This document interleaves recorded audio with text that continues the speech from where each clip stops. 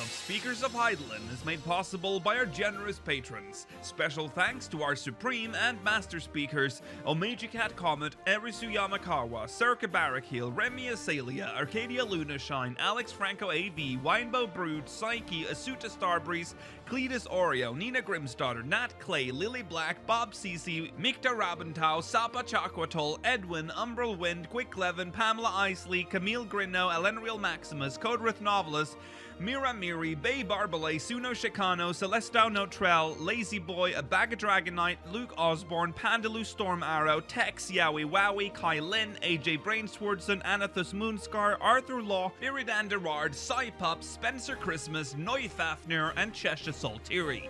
Support the show and become a patron today at patreon.com/speakersxiv. Thank you.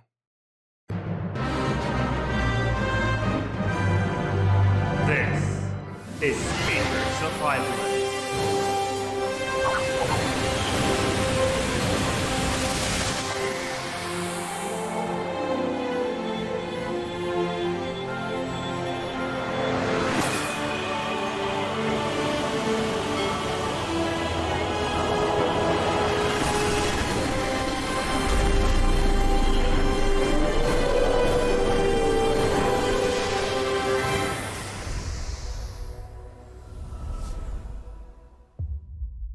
Good evening, Aorsians. Welcome to Speakers of Heidelin, episode 294. I'm Lukiel Bravestone, and I'm joined today by Georgi Wiston, Mela Vanadar, and that's the crew today. Hello.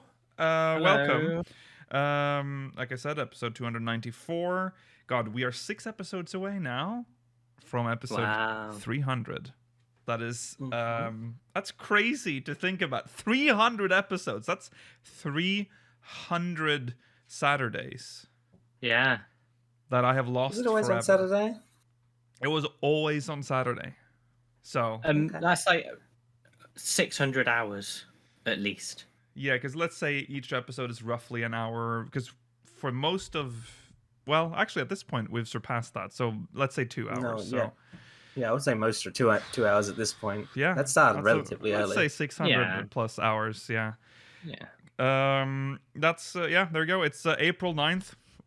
Dark day for Norway, but April 9th, 2022. And today's main topic, patch notes. Our prayers were heard. We got the patch notes yesterday, which means we can read through them today. And that's what we will do. Also, Hatching Tide 2022 has been announced. We'll be talking about that as well. And of course, we'll be reading your MogMail, speakersxiv.com/MogMail. Stay tuned for the post show. We'll be answering questions from the Syndicate. Let's jump into... I don't know what that was. Let's jump into recent events. You're washing your hands of it all. Strava. Oh yeah, also Eurovision is in About a month and about a month away, yeah. Well, semis are less than a month. It's crazy, yeah. Exciting. Yeah. So, in recent events, we start off with Hatching Tide, which has been announced and will kick off on April 13th, 2022. And will last chickens. And it will last until Wednesday, April 27th. April 13th, it's interesting that they always kind of miss the actual holiday it's emulating, because April 13th, Easter's over, because we're entering Easter week this week, right? So Easter Sunday is the 17th. Oh yeah, you're right. Yeah, Oh, so actually, it is. It is going to okay, cover. so it does hit it. Okay, actually, it hit it then. Never mind. I retract my statement. Hatching Tide. The tagline is a hippity hoppity happy hatching tide. Whoa. Which Hippity hoppity. yeah. So Makes me think of frogs. the classic Easter icon, the frog. What exactly? Mela, I think they're referring to bunny. I know, but Yeah. it doesn't make me think of bunnies. Really, hippity hoppity Okay. doesn't make you think of bunnies. Less so. I think of bunnies.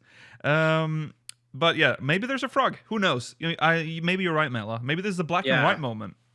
Oh, That would finally. be wow. You get the Oshon and the frog. Oh, Black and white Stallone. Yeah, that's the funny thing is that if Mela gets like a black and white moment, it's I gonna be just zoom in. just yeah. You can make him wink. Yeah.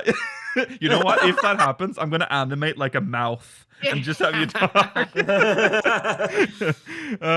Okay, so there's a little bit of info for this event. Gili Aliapo, of course, is nearly hopping with excitement to discuss the miracle that is this year's Hatching Tide with you. Nearly. The items Oh. this year. Oh, I forgot to put that on the slide, but there's a minion that's just a reskinned bunny from Eureka. Nice. It's like a puppet. Yeah. It's like one of those moths. It has the color yeah. scheme of one of those like fluffy Yeah. moths. Yeah. Yeah. You've ruined it now. And egg eating emote. So Why? I think there's a very obvious reason why this exists. yeah, Well, I think we know who this is for. mm-hmm. You don't have to craft them anymore. So what I was thinking is that, because obviously we're talking about Ross here, but if unfortunately this can't really be a challenge like eating egg, because when he did his egg eating streams, he was actually eating eggs. So I saw a lot of people be like, oh, now he can just use the emote.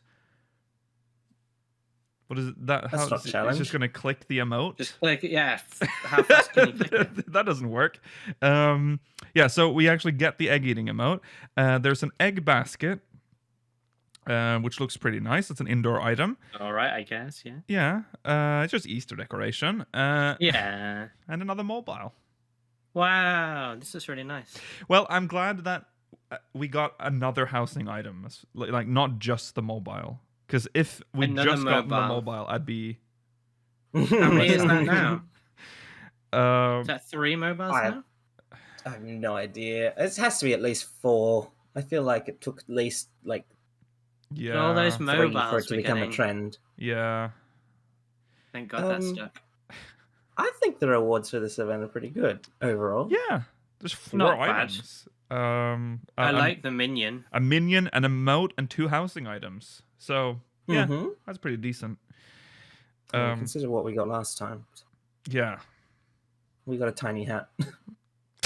Oh, right, for little ladies. We got a tiny hat. And then for Valentions, we got a mobile. And... was that it? I remember the mobile. No, there was more than that. Chocobo barding, wasn't it? Oh, the barding. That was actually pretty nice. Oh, yes. Yeah. Yes. Yeah. Okay. That's that. No info in it. Yeah, so it's good, I guess. Whatever. Yeah, I mean, it's an event that's coming up. We'll of course review it when it's actually come out. Yeah, next week. Yeah. Yeah.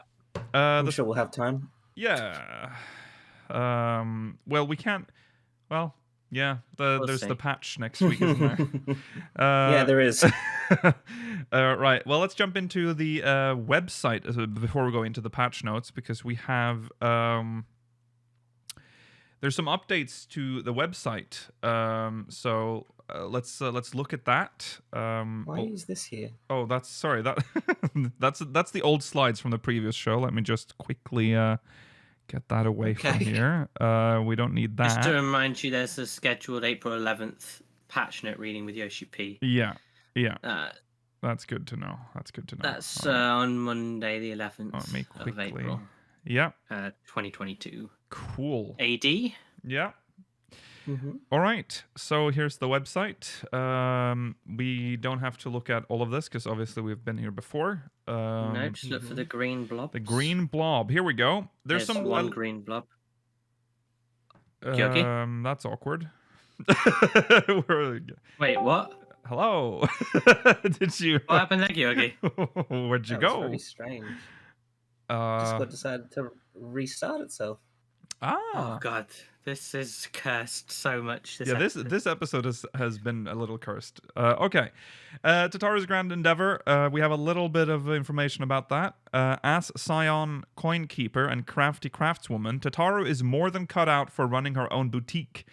Nay, the true question is how the world, and indeed the Warrior of Light, is to keep up with her ambitious designs. That's cool. Yeah? I Still hope this vague. quest line involves some sort of like head-on battle with Rowena, between Tatara and Rowena, like vying for territory in the market space. I'd like that. Yeah, that would be fun. Yeah, so still not much, but I mean, now we're sort of getting an idea of what the storyline is going to be about. So this one is interesting because this is perhaps the one we knew the least about. And yeah, it's just one line. Or no, actually, there's 2 sentences here. A mysterious transmission lifted from the flight logs of the Ragnarok launches an unexpected journey of discovery. A tale once thought ended was only just beginning. What does that mean? That's ominous. It's all I can think of is something in Ultima Thule. It's the only. Well, yeah. So I can guess, but. And a tale once thought ended was only just beginning. What is the tale that was once ended? The War The with the Omega? Dragons? Well, it depends on which story we're talking about. Like, are we talking about... Because Alpha and Mini Omega, whatever it's called, they're OMG. here. So is it their story, like the story of, like, Omega? Or... I don't know. Or is it the story of that we learned in Ultima Thule? Who knows? Hildebrand... We get some more information here, actually, which is interesting. Spoilers. That's all right. All right. It's been long enough, hasn't it? Yeah. Last seen vanishing into the interdimensional rift alongside with his arch-rival Gilgamesh. Hildebrand, agent of inquiry, inspector extraordinaire, has resurfaced in a rather concerning state. Reunite with his ever-enterprising assistant Nashu that you might get to the bottom of what is sure to be another hair-racing, heart-pounding case. Ooh. Yeah, so that's that. That's interesting. I'm glad that it's continuing in the first. That's nice. Yes. The Arcasadara tribal quests.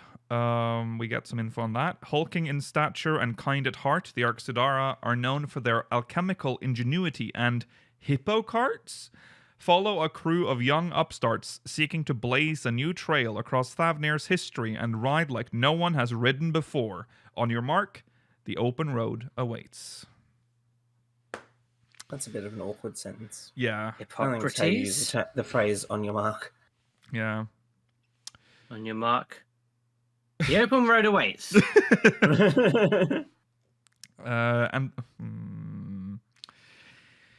Custom deliveries, Emilions.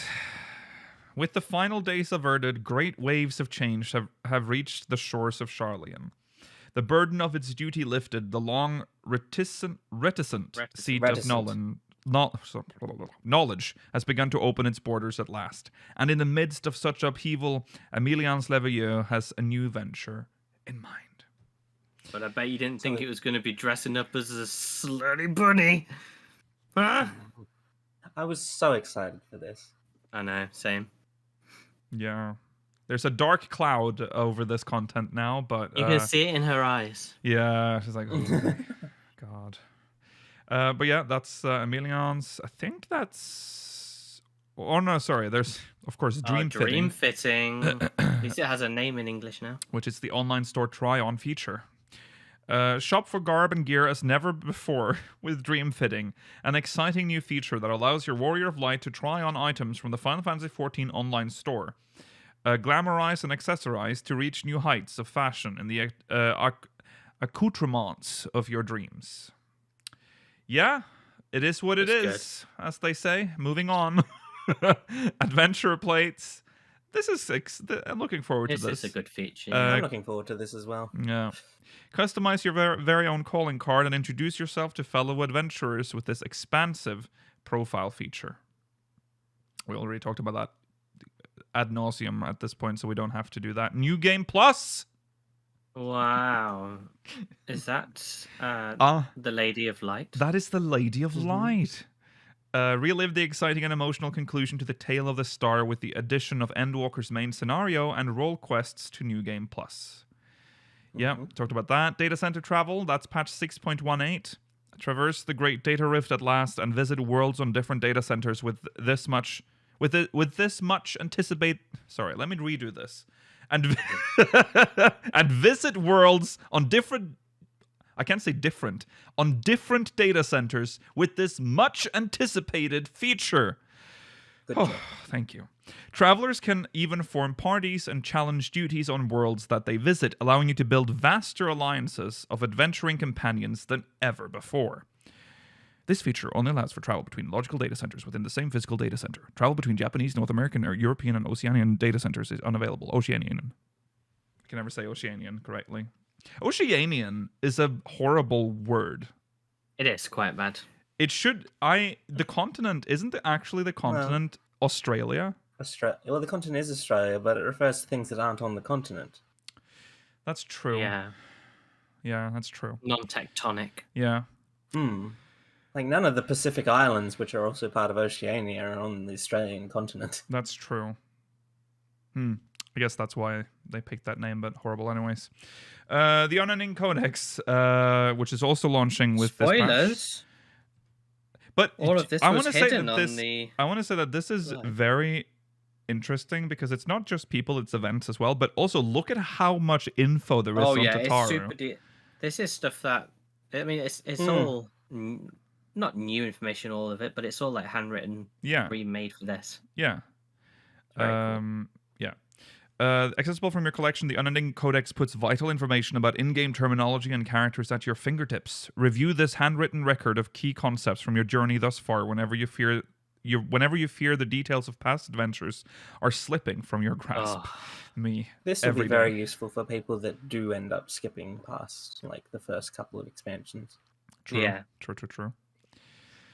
Gara, we've talked about that. New mounts. So this is the new extreme mount for this. That's the Endsinger's mount. It looks okay. The wings, I think they're slightly see-through, which is nice. It's strange considering how many mounts we know are being added this patch that they only included this one. Yeah. Well, that's true. Yeah. I don't like this model. I don't like its massive fleshy paws, and I don't like its head. Yeah. Well, Mailer, it's just a reskin of the Fenrir mount. Yeah. It's very ugly. New minions. It's showing off this puppy. Puppy, which we've seen before. This picture will not The load. angry puppy with his tongue out. Yeah. Angry? His eyes look a little bit angry. Where Why won't it it run for be? you? That's weird. Okay, it won't load. Well, we know what it looks like. New emotes. This is exciting. Well, that's not oh, there there we go. either. Oh, there it goes. It's Leeson Papalimo. It's the punch your fist emote that we've been doing in the story for so long. Yeah. Finally. / adventure time. That's that. Adventure time. That's always the do that when we website. get TV show? No, well, maybe. Maybe it's a collaboration. Yeah. Well, there you go. That's the website. We are, of course, now going to talk about the patch notes. So, but first we have to do MogMail before we do that. Forgot how I forgot how the show works. Let's jump into MogMail. Remember, you can send MogMail speakersxv.com/MogMail. Let's see what we've got.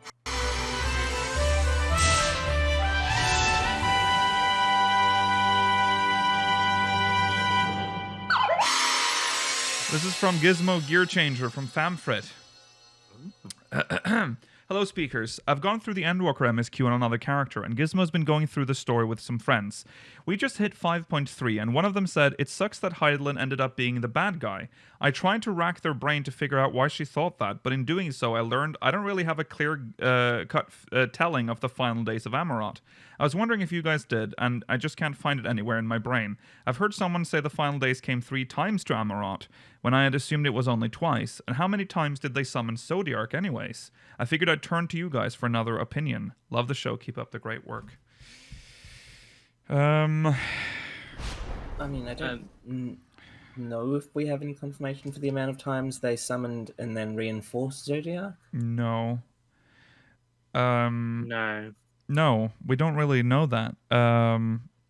There's only really the main event when it consumed like half the population. Yeah. And then there was Zodiark. Yeah. And then they summoned Hydaelyn to counter it. I don't know if they did keep doing anything for him or if he just existed. Well, no, they did say they kept sacrificing people to power him. But was that like passive, or do they have to do it in batches? Like how? I think they had to actively choose to do it. Okay. Yeah. I think that group of people that we see in the like. Oh yeah, at the end of the metaphorical cutscene where Vanar is walking through Amarot. I think those people are to be sacrificed next. Yes. Right. Yeah. Because they're preparing to, and then she's like, no. I'm sundering this world now. Yeah. Yeah, so a little unclear, Gizmo, but yeah, we know that they've done it. We know that they've summoned him multiple times, or was the sacrificing just to keep him going? Do we like? It's hard to know. Yeah. Like when he was summoned, did he just sort of float around in the air? Like, yeah, I want to see because we didn't see that in the cutscene. But yeah, I can't really conceptualize what he did when he was there, or did he come along and he's like, right, I'm sorting the problems out, and then disappeared again? They summoned him once, then sacrificed to fix Broken World, and then there was supposed to be another one to support him, and that's the people that we see in that cutscene with Vanar. And then she's like, "Fuck this, I'm breaking this world." That's when she says the really badass line from this moment on. Man will not have wings to fly to paradise. From now he shall walk. That's not exactly what she said. Something like that. It was very badass. Yeah. So, yeah. Sorry, it's a not unclear answer from us, but summoned twice. Well, summoned. Yeah. Go on, Kirgi. Maybe the Unending Codex will clarify some things for us. Yeah. Thank need you. a third law book or that. Oh yeah. One or the other. That is true. We still don't have a law book covering like Shadowbringers at all. So that's true. Yeah. Okay. Thank you, Gizmo. Next, MogMail from Dengsia Cross from Genova. In all the talk about splitting Endwalker into 2 expansions, I feel like something important gets forgotten: the final days and patch content length. In any realistic version of Endwalker being split, it cannot end with Zodiark as the 6.0 boss, because whether we slow the spread, which would leave us wondering why this seems so much less dangerous than what we saw in the Amarot, and make it feel like not a big deal, or expand how far its effects reach, which would leave zones stuck in apocalypse weather for an incredibly long time, 5 patches of Final Days plus the entirety of 7.0 would entirely rob it of its power for the players. Rather than an immediate, dramatic, dangerous thing that's happening right now, it would, by the time of 7.0, be something we'd be dealing with for 2 years. We'd be bored of the end of the world by that point, which is why I think Zodiark would have to be killed in the same expansion that we fight the Endsinger. What do you guys think? Would you still care about the Final Days after it has been stretched out that far? No, I wouldn't. But I also don't think we suggested that. I think our idea was that it would take a while for the Final Days to come after Zodiark's death. Mm-hmm. Yeah, things would seem through all of space. Okay-ish after 6.0, and then during the patch cycle would be when it started ramping up. Yeah, around the time that the towers started appearing during the lead up to Endwalker, so 6.4, 6.5. Yeah, because remember what we discussed in that episode was that the first expansion was the Garlemald expansion, so we're dealing with the Garlean story. And that isn't necessarily then mixed with the End of Days, because that belongs to the Endwalker part of the expansion. But in this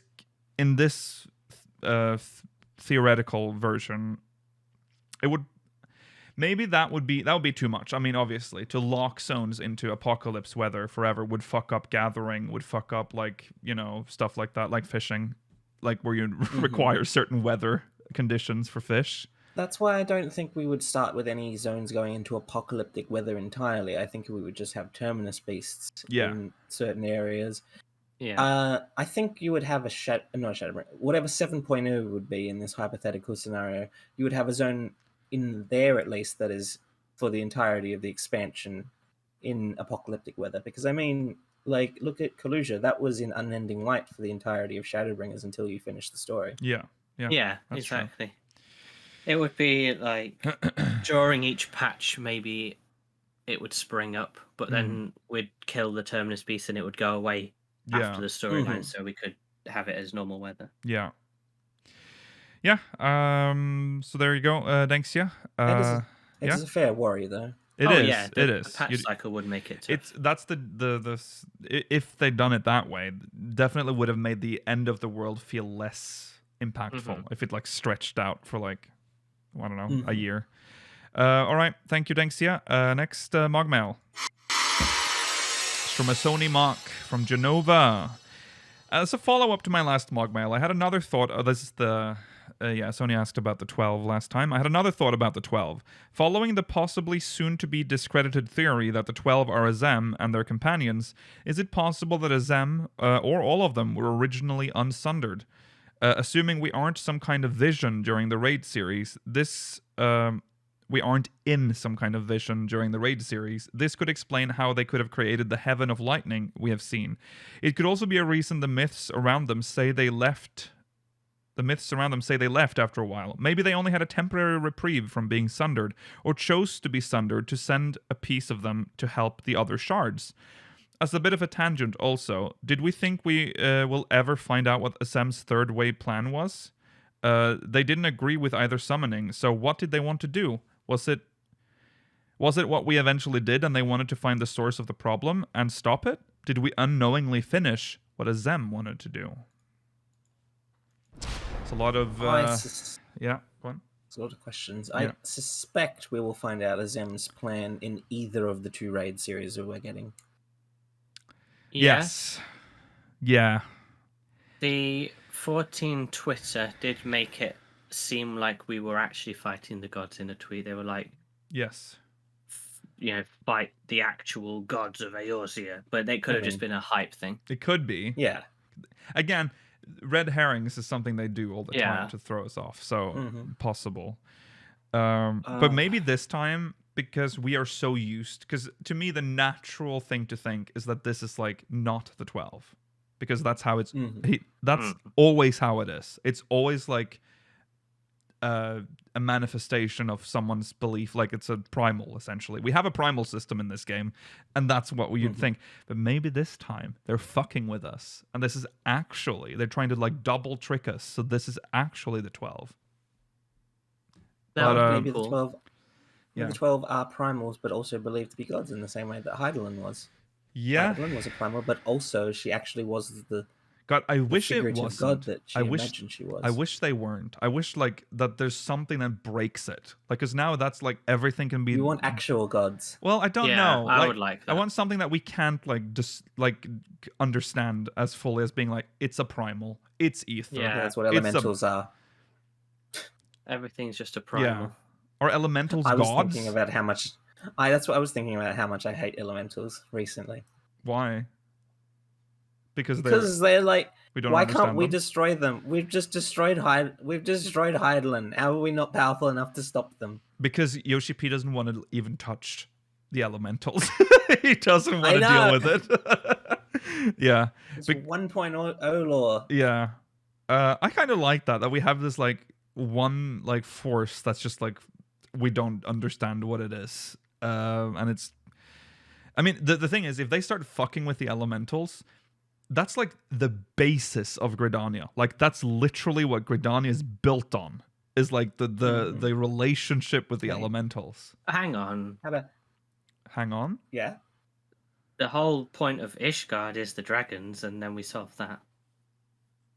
They had a society before dragons. Well, no, but it's more important. Like a 1,000-year war. Well, they were at war. Gridanians have like this very complicated relationship with the elementals. Yeah, Gridanians are symbiotic with the elementals. Yeah. My problem is that maybe. How about this, Lakil? Maybe this will get you around to wanting to destroy the elementals. Mm-hmm. What if it's the old Gilmorans that want to destroy the elementals? Oh. Okay. Yeah, they always... I mean, that's also the basis of Gelmora. They had to hide underground because of the elementals, so... Exactly. Yeah, and then the elements were just like, do you know what?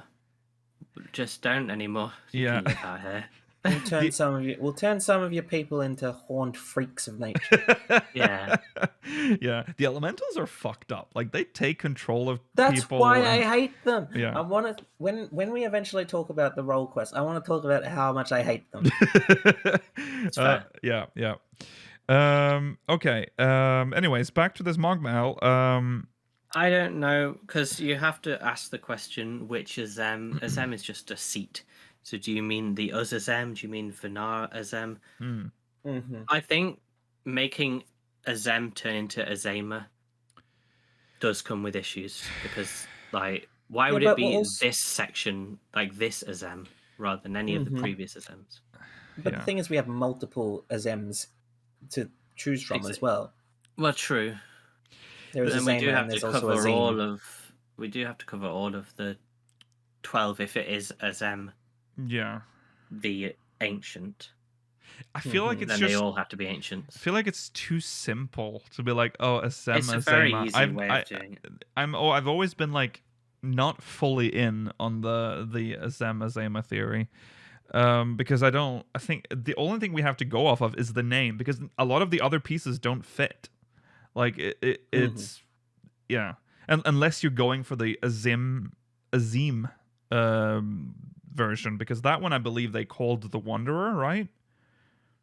Question mark? Was Azim a Wanderer, or am I missing the Far Eastern Azim? Yeah, I don't think he was a Wanderer. I think he was like a ruler. Okay, well there you go. Then that doesn't even fit either, because we have one of the 12 that's a Wanderer, and that's Oshan, right? So it doesn't. So why are they? That's the. Doesn't. The pieces don't fit. Was it Traveler? Question mark. Traveler, well, it's been a long time. I know. I'm just, my brain is very fragmented, so I might be pulling the wrong memories here. Anyways, yes. Well, what's exciting, Sony, is that a lot of this is about to be answered in just a few days. So, I'm not saying that it'll be answered. That's the wrong thing. A lot of this will be easier to answer in a couple of days. Yes, will be touched upon in a couple of days. What if they just drop all the info in the first one?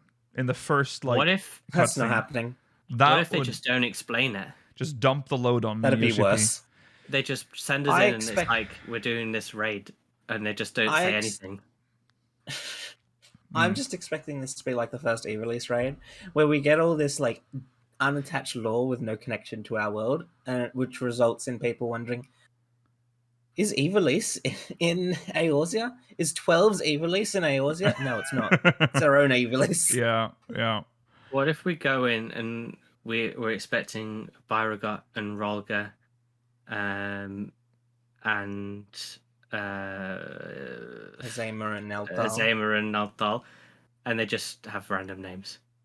They're just completely different. You got Brian and Ryan. Zelda. It's just random names. It's so funny. Yeah. Okay. Thank you, Sony. I think we should.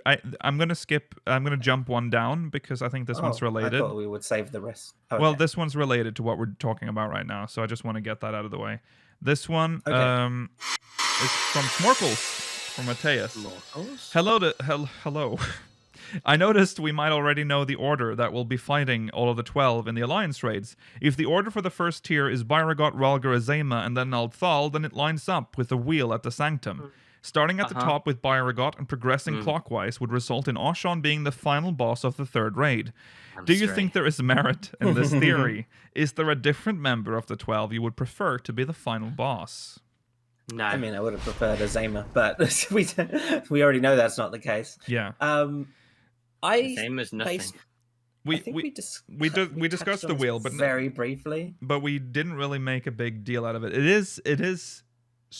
I mean, Nalthal are already one together on. I mean, this was why I suggested Oshan as like this is what resulted in me suggesting that guy in the screenshot with Graha to be Oshon. Yeah. Your theory could be true. I mean, he's a very bad-looking character if they want to make him Oshon. Yeah. But it's fine. Like, what I mean by that is he's very, very generic, and it wouldn't be, like, cool. He does vaguely look like the artwork of Oshon. Very vaguely. Yeah. But I would say right now, I would have... If this is Oshon, I would want him to do, like, a reveal where he changes into a more unique model. He will. Oh, yeah, he will. I mean, obviously, we're not going to fight just a hero. We're not going to fight him like that. Well, we might not fight him. I think we will fight him. If he's Oshon, then we're fighting him. Too. You never know. Is this like a test? Is this whole like raid just a test from the 12? Because I mean, we know that the gods do that. Like we did that with Beardman. Like, and we thought he was Ralgar. Ramu. Yeah. Ramu with the sylphs. Yeah. I mean, Heidelin tested us. Yeah. We've been tested a lot. Yeah, when we find gods that we kind of vaguely consider our own, they always just test us. Like, I think that's why, if the theory is correct that Ramu is like a fragment of Ralgar, that makes sense with him being like, I just want to test you. Like, he's not there to necessarily kill us. Byrogot kind of looks like he's there to kill us, though. Well, Byregot's just a big, juicy man. There's massive hammers and there's massive legs. I think it might just be a test. The 12 are like testing us. Because I don't see why we're just going to go... We have this faith that we presumably have. I don't know if our character believes in the Pantheon, but let's say that they do. And then we're just like, hello, gods, we're going to kill you. They're just going to just kill us? Get out of here. Yeah. But you're looking forward to the quick time event in Byrogot where you have to complete an expert recipe with at least 80% collectability. Yeah. Which one would be? It's not going to happen, but it would be cool. It would be cool. There was some sort, not necessarily that, but like some sort of mechanics that relate back to the crafting system in the game. I would be super happy if they did that. But I also just want to quickly mention that we talked about this last week, so let's not stay on it for too long. But I think this might also be another red herring. We're not gonna get like 4 different fights all being the 12. I think there's going to be something else, because we saw that weird cutscene of that voidy area and the hand coming. Like, what is that? Weird, yeah. So yeah. Who would you prefer to be the final boss? If you got to choose, let's just say that it is the if 12 it wasn't a god only. No, of the gods. I mean, Mela obviously wants Oshon. Only because it feels like the final one is the most important. Yeah. Yeah. It doesn't have to be. I mean, yeah. The problem is the one that I would have picked is already gone. So I don't know, Thaliak. Okay. I want to fight Thaliak's my god. Limlane, of course. Well, I think that's... Yeah. Yeah. Oh. All right. Limlane could be epic. She's like the goddess of wind. And navigation. Menthine is going to be the most interesting, I think. Why? Because she's the moon. We've already been on her. No. The moon is named after her. She's not the moon. Maybe she's on the moon. That would be a twist. Like, that's where she is. She's like, the moon. She's chilling. She's also the lover. Which is true. Mm-hmm. Okay. Well, thank you, Smorkles. Thank you to everyone who sent in MogMail. Remember, you can send in MogMail at speakersxiv.com/MogMail. Now it is time to jump into the patch notes for patch 6.1. And before we start... Preliminary, so... These are preliminary, yes, so subject to change and additions. But these patch notes are big. Yeah, they're pretty chunky. They're kind of like Byrogotish. Yeah.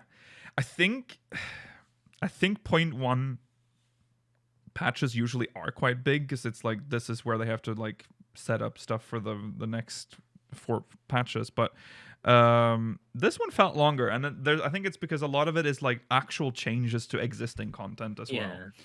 Yes. So lots of quality of life stuff. Let's jump into these patch notes. They are like we said, preliminary, so there's going to be additions and changes probably. There might be translation errors as usual and stuff. The French one probably reveals the whole story. Yes, that's true. Okay, so Here they are. I'm gonna do this so that we can actually read. Okay. Right, Grandpa, get your iPad out. Well, I mean, it's also shrunk a little, and it's very. Wait, there's a dark mode. That didn't really help. Not because you've zoomed in on the white section. Well, no, that one's just white. So yeah, it's always white. That's what he said. Yeah.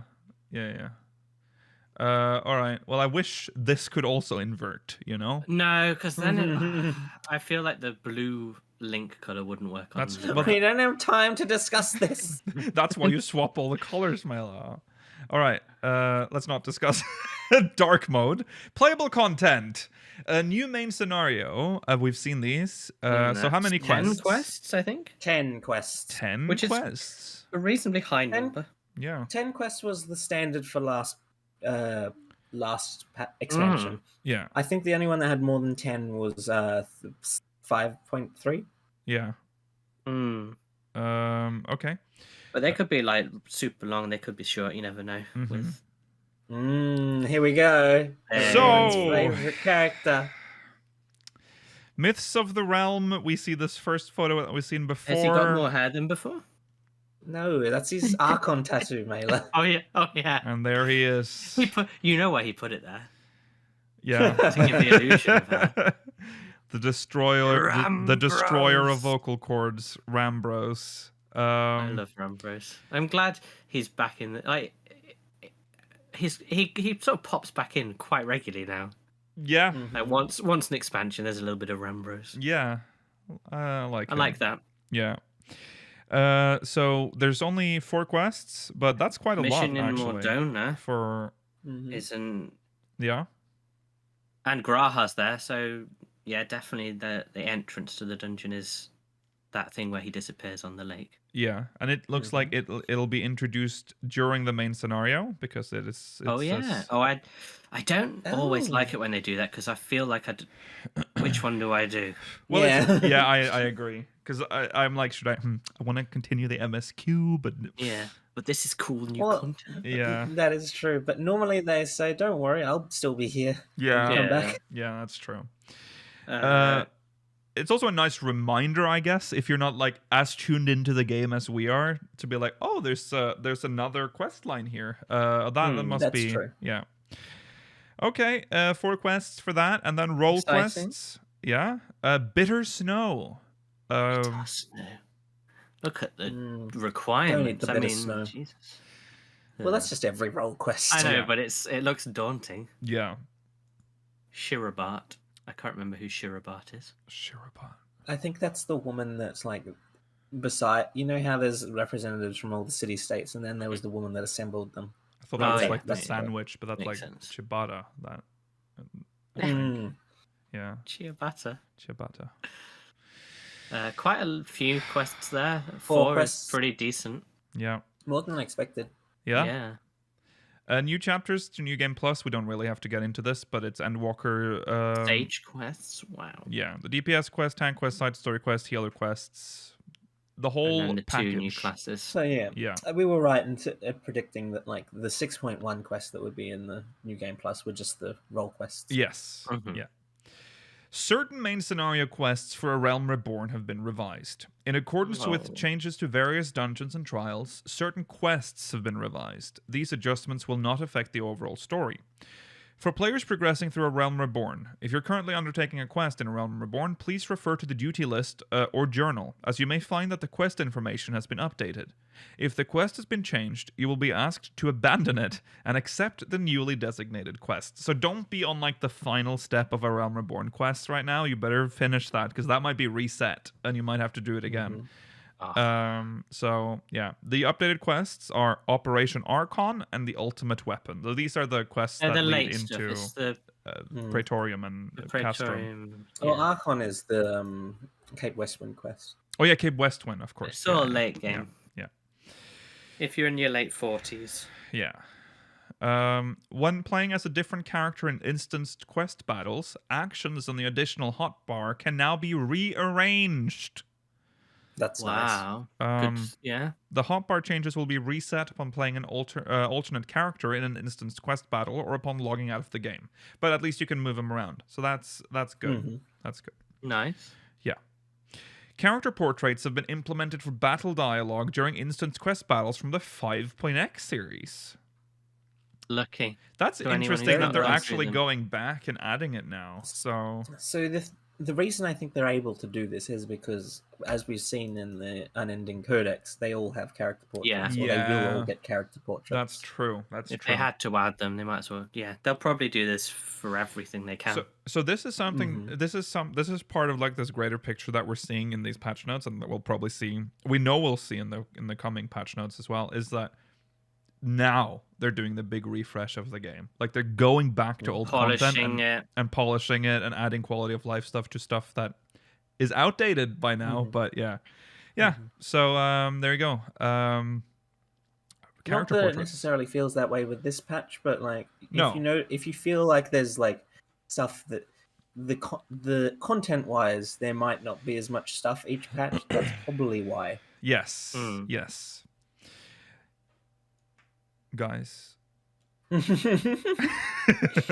Leaves. The report area for a leave will now be displayed in the information section of the leaves journal entry. Oh, that's a nice quality of life thing I haven't thought about. It actually tells you where to go on the information What does that mean? The report area for a leave. So on where the you I assume in the journal page it will say this is where you hand it in. Okay. All right. Okay, that's interesting. The following adjustments have been made to journal entries for other Fieldcraft leaves. Entries will now Fisher Fieldcraft leaves specifically. Oh, sorry, Fisher Fieldcraft leaves. Entries will now display the method of fishing required to obtain the desired catch. That's useful. Yeah. The area where the desired catch can be found will be displayed next to location. And selecting map will display the desired catch's approximate location. Once the desired catch has been caught, the leaves report area will display instead. This is a very nice quality of life update because as of right now, you only get the name of the fish. It does not tell you where you have to catch them or what method of catching is used to obtain them. You just got to find them. Mm-hmm. I see. It tells you the zone, but that's it. Yeah. For fates, new items are available in exchange for bicolored gemstones from gemstone trader NPCs in each area. No. I would guess this is the night themes for every zone, because that's what happened with 5.1. Oh yeah, true. Treasure hunt. It's already sort of spoiling at the bottom here, but we'll get to it. A treasure hunt. Rewards in the Excitatron 6000 have been adjusted. The new material required for the new glamour. Yeah, for sure. And maybe some other stuff. Yeah. Mm-hmm. And then you see 2.x. There's a Realm Reborn update. The animation so nice. for the Decipher action has been changed. Such an necessary update, but I love it. But it's you just look around. Yeah, the thing is it's so weird. Decipher takes 3 seconds, or 5, but it's like you barely see it. But the fact they're like, let's do that. Let's just give them that. Yeah, I like that because Decipher is kind of generic. It's just the weight animation. That Rothgar has ears. Yeah, that Rothgar has ears because he's not wearing the horrible hairstyles we got in this patch. No, I want that later. Yeah. Grant and free companies. New charge symbol options have been added to the company crests. Green Spriggan. New charge symbol options have also been added to PvP team crests. I guess the Spriggan is one of the new ones, because otherwise why would they highlight it? But some of these I know are already there. The Gubu's already there, because we have them. I think everything is already there. But the frog face. Yeah, the frog. The fat possibly cat, everything from the Spriggan onwards. Yeah, I think so. So there you go. That's cool. I thought they were adding stuff to this system. A new Tonbury one. Okay, so there's a second. What is that bottom left thing? Yeah. Sorry, Mela, what? What's the bottom left one? Is that an angry cow? Is it an... Yeah, it looks like a cow or like a bull. Is it supposed to be something specific? It might be like a demon though. It's got like horns. Maybe I think it's just a cow. I think it is a cow. The Fenrir is ugly. The Fenrir doesn't look very nice when it's shrunk down that much. No. I like the frog. But again, I hope to look some this frog is content that I never expected to see an update to. To the free company crests? Like what? I like it because eventually everyone's is going to look the same. So yeah, add a few more. Maybe they'll start doing that more frequently. Maybe this is the start of like more regular. Well, we need a updates to proper Charges. free company refresh anyway. We need like an in-game recruitment thing. Yeah, still not got that, huh? Excuse me, we have the community finder. I want an in-game one. Okay, new craftable items. Oh, this is so nice. Oh, look how nice it's so lovely looking. See shut up, strawberries Mela. on the roof. Oh, you're so annoying. I hate this. This is the worst house skin I think we've ever gotten. This looks so horrible. I need everyone to start crafting these. I need an unlimited supply of these, so every time I put it on the house and Yukio destroys it, another one can go on. No. As I said, just take Mela's ability to do that away. I think I have to. Because if I log in and I see that as our house skin, I'm just leaving the free company. I'm disbanding. Well, I'd be so annoyed because the format of... It's not only just the fact that it's ugly, it's also the fact that it would mess around with all the outdoor decoration. Yeah. You don't like the eclair awnings? Oh, no. I was just about to point that. I just noticed that. It's so ugly. So nice looking. Ugh. Awful. I don't want to feel like I'm the witch from Hansel and Gretel, Mela. Yeah. Awful. Okay. Anyways, moving on from that. The following additions and adjustments have been made to subaquatic voyages. New areas, new items, and maximum submersible ranks. Rank has been increased from 90 to 95. What levels Cher? That's higher level than we 90, can get. I think. Is she? Wow. Yeah. Good job, Cher. Oh, don't worry, she'll keep bringing back. She brings back trash every twigs, time. logs. Have we crafted the highest rank pieces for them? We should probably. Yeah, but the thing is, you need to set them in. Some effort into there's like a system to like which configure. You can't just have the best ones. No. It's like distance. Yeah. And whatever. Yeah, I keep forgetting that it's a thing, but sort them all out. Get the airships going again. The airships are pointless. They abandoned them after Heavensward. There's still probably some. Well, there's tin calcinite, which I can use for creating slime rugs. Which, I mean, sure, but the problem is that you can't. There's a hard limit on 4 things that you can send out, and that includes the airships. Oh, that's dumb. So yeah, so airships also still have Moko grass, which is necessary for making like blank sheets for orchestrions, which are still important. That's true. Okay, so plots of land in Imperium can now be purchased. Hooray! We're pretty happy on the ones we looked at. Yeah. God. And we just have to decide on a ward. Yes. Yes. This also means that all the Oceanian data centers... Sorry, all the plots on the Oceanian data center are now available for purchase. Very nice. Oceania will probably be the only data center that doesn't have issues of people owning many, many houses for themselves. Yeah. That's true. So all of yours are going to be lottery from inception. Yeah. So yeah, the lottery system will be implemented. Further details on this lottery system can be found in the additional plots and purchasing guide. As of patch 6.1, all plots in all wards will be subject to the lottery system. And every housing district will now have dedicated wards for private and free company estates, which I think is good. To prevent the reselling of plots, players must now remain in a free company for a minimum of 30 days before they are allowed to purchase a free company plot. Players must meet this requirement for plots being sold via the lottery system. So that's a good way of preventing, It prevents people from just leaving and recreating FCs over and over again just so they can buy multiple houses or put tickets in for multiple houses. Yeah. That's true. I don't know why these are on Stormblood and... Yeah, I don't know why Stormblood is listed there. but is it? I don't know. That's weird. Shirogane? Maybe, Oh, but why true, wouldn't probably is. 6.x be there for Imperium? I know, that's very strange. I don't get it. The designated price, and again, 4.x, the designated price of plots will no longer be reduced over time. I guess it's because this will apply to existing housing. Yes, so yeah. The existing housing system from 2.x and 4.x. This is also because people have too much money and they want to get rid of it. I'm just saying with the 4.x also being on here. And that's because all right, furnishings from the 14 furnishing design contest have been added. Entries that did not win have also been selected to serve as new furnishings. That's so cute. yeah. So there's new things here. There's I love this. A vial. I like the blackboard, seat.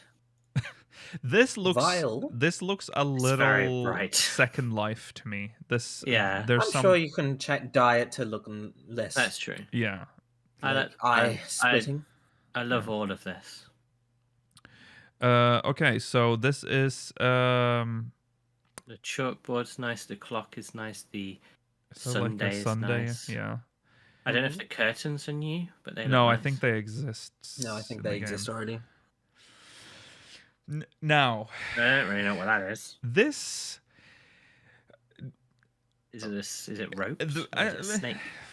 This doesn't look that good to me. Like this, I need to see the original concept art because I have no idea what it's supposed to be. I'm sure the concept art was nice, but whatever they did to get it into the game didn't quite work. Or is it Amarot? Is it like the spire of Amarot just upside down? I don't know if I like it that much. I don't know if this really works. No, it doesn't. It looks. The top bit's too like it looks like ropes. Yeah, it does. It's too thick. Yeah. Outdoors, there's a little bench with snow on it. I don't know. So there's flowers in the background, I don't know. I rarely ever get to see outdoor items because our slots are always full. So yeah, everyone's slots are always full. Yeah, because you can only have about 10 things outside. Yeah, they're really old apparently. So the bench is the only new thing. Wow, cool. Okay. Also, these are from the dev team furnishings. This fountain though is an indoor item. It's a Moogle fountain. That's really cool. We're gonna have that in the middle of our foyer now. I like the fireplace. Whatever's there right now. We have I like the fireplace too. Yeah. The thing in the middle right now is Yaz's rose or whatever. No, Yaz's rose was moved. There's like the Gridanian. It's a round seat. Yeah, it's that bit. Yeah, with like his was on top plants of it. around it. No, I couldn't.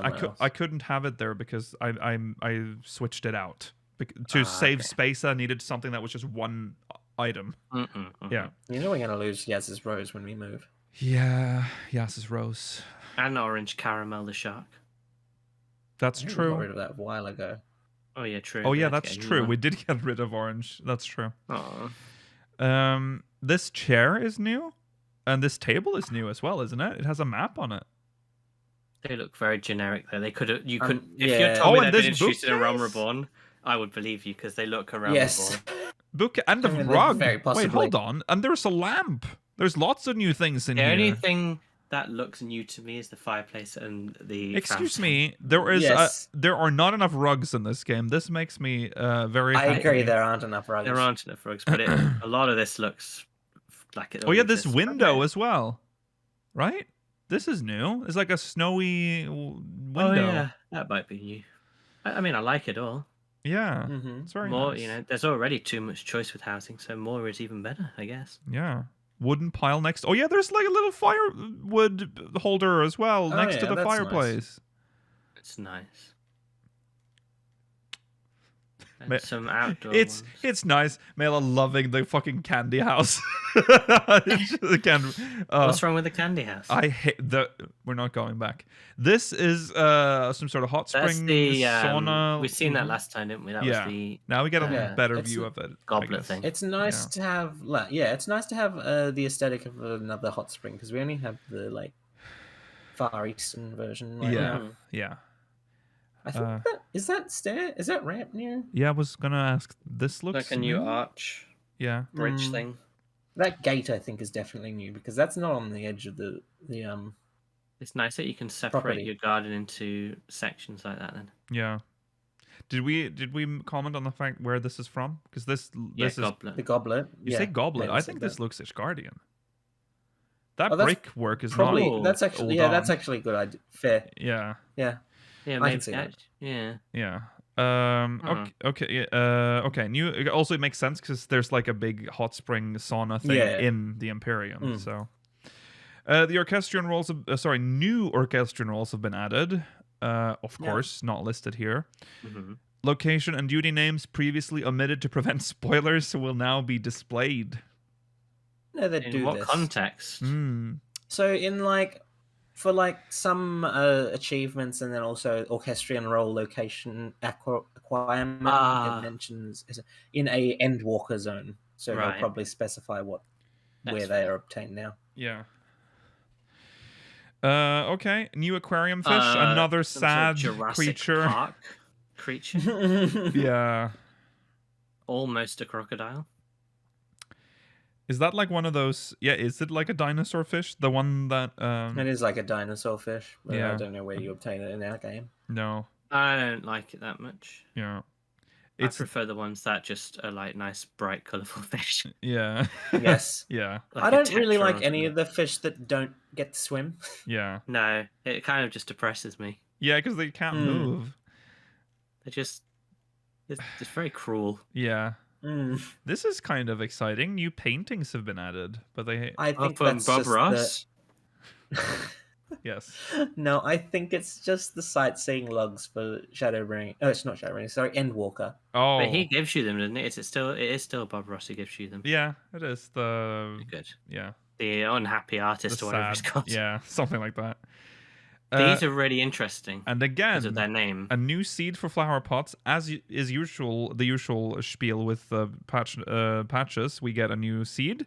No, but normally it's a real plant. This is Biogot. So, how do we say this? Biogotia seeds or Biogotia seeds? I would say Biogotia seeds. Yeah. Yeah, Biogotia. Yeah, Biogotia. But they're definitely just made up. Yeah, these are made up. These are fantasy flowers. Just an interesting choice. Really interesting choice. Yeah. They're not that exciting. They're not very exciting. They're not that exciting, but I mean, I feel they don't need to add a new seed every single patch.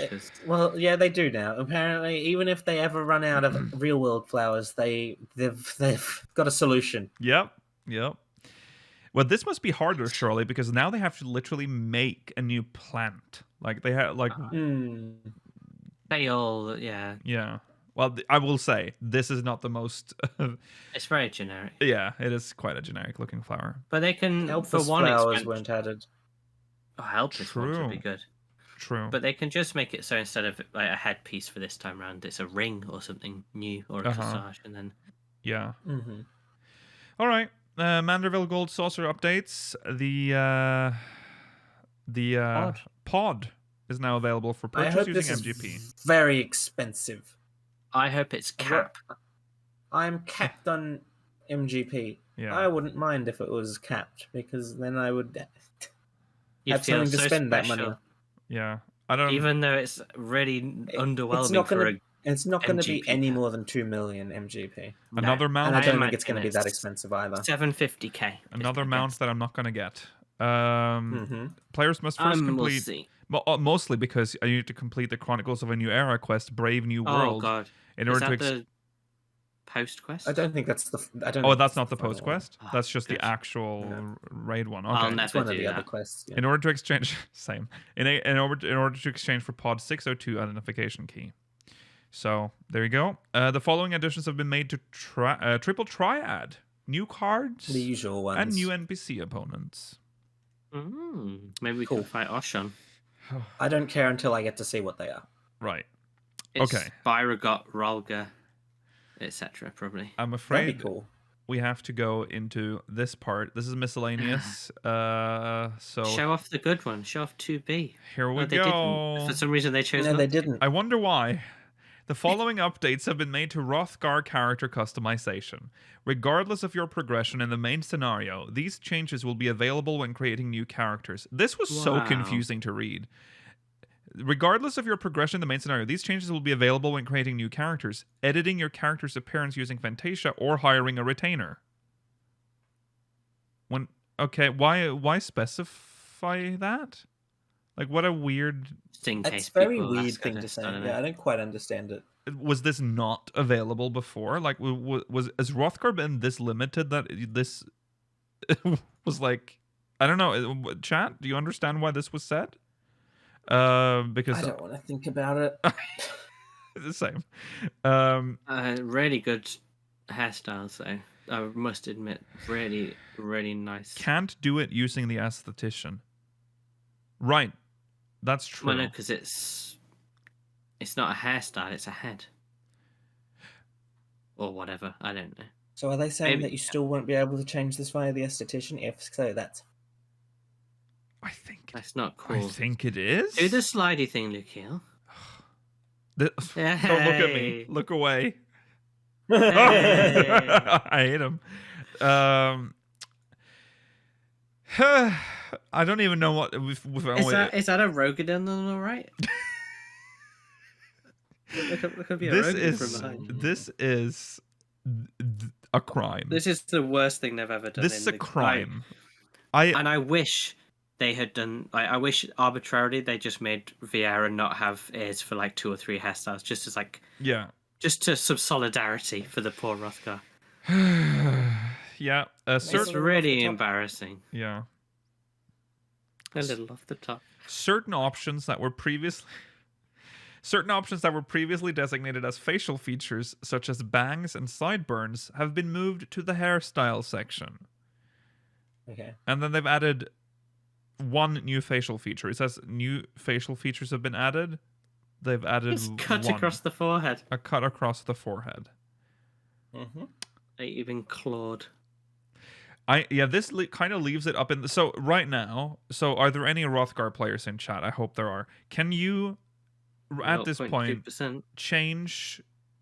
Can you access the aesthetician as a Hrothgar? I believe they can access the aesthetician, but I don't think they can change their hair. Well, we already know. They can't change their hairstyle right now. So what this is implying is that they gave you new hair, but you still need to use a Fantasia to put it on. Which means, right? Is that correct? That's what I took away from it, but I hope not. So you have to fucking pay to look like this! Worth it. All the Hrothgars in chat. It's worth it, right? It's worth it. You deserve this for picking your favourite race. I sincerely hope that's untrue. I hope you can use the aesthetician to change your hair as of 6.1. They don't say that. They specifically say when creating new characters, editing your character's appearance using Fantasia or hiring a retainer. They specifically specify using Fantasia. Yeah. I think oh my god. The only option. Yeah. I see what... Yeah, I can read that. I'm just hoping it's not true. I'm hoping it's like an error.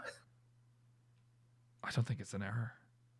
Because why would they specify? Why would they specify? I don't want to think about it until it's confirmed. God. That is so fucked up. Oh my god. Okay, moving on. Sorry, I just can't believe the state of Hrothgar right now. No, and mind you, this is like a race that the devs wanted to put into the game. Yeah. Why are they doing this? This is the effort they wanted to put in, but I'm glad for people. Vieira. Yeah, I'm glad that people enjoy this, and it is the race that the devs wanted to make. Yeah. If they wanted to make this, why is it so half-assed? Yeah.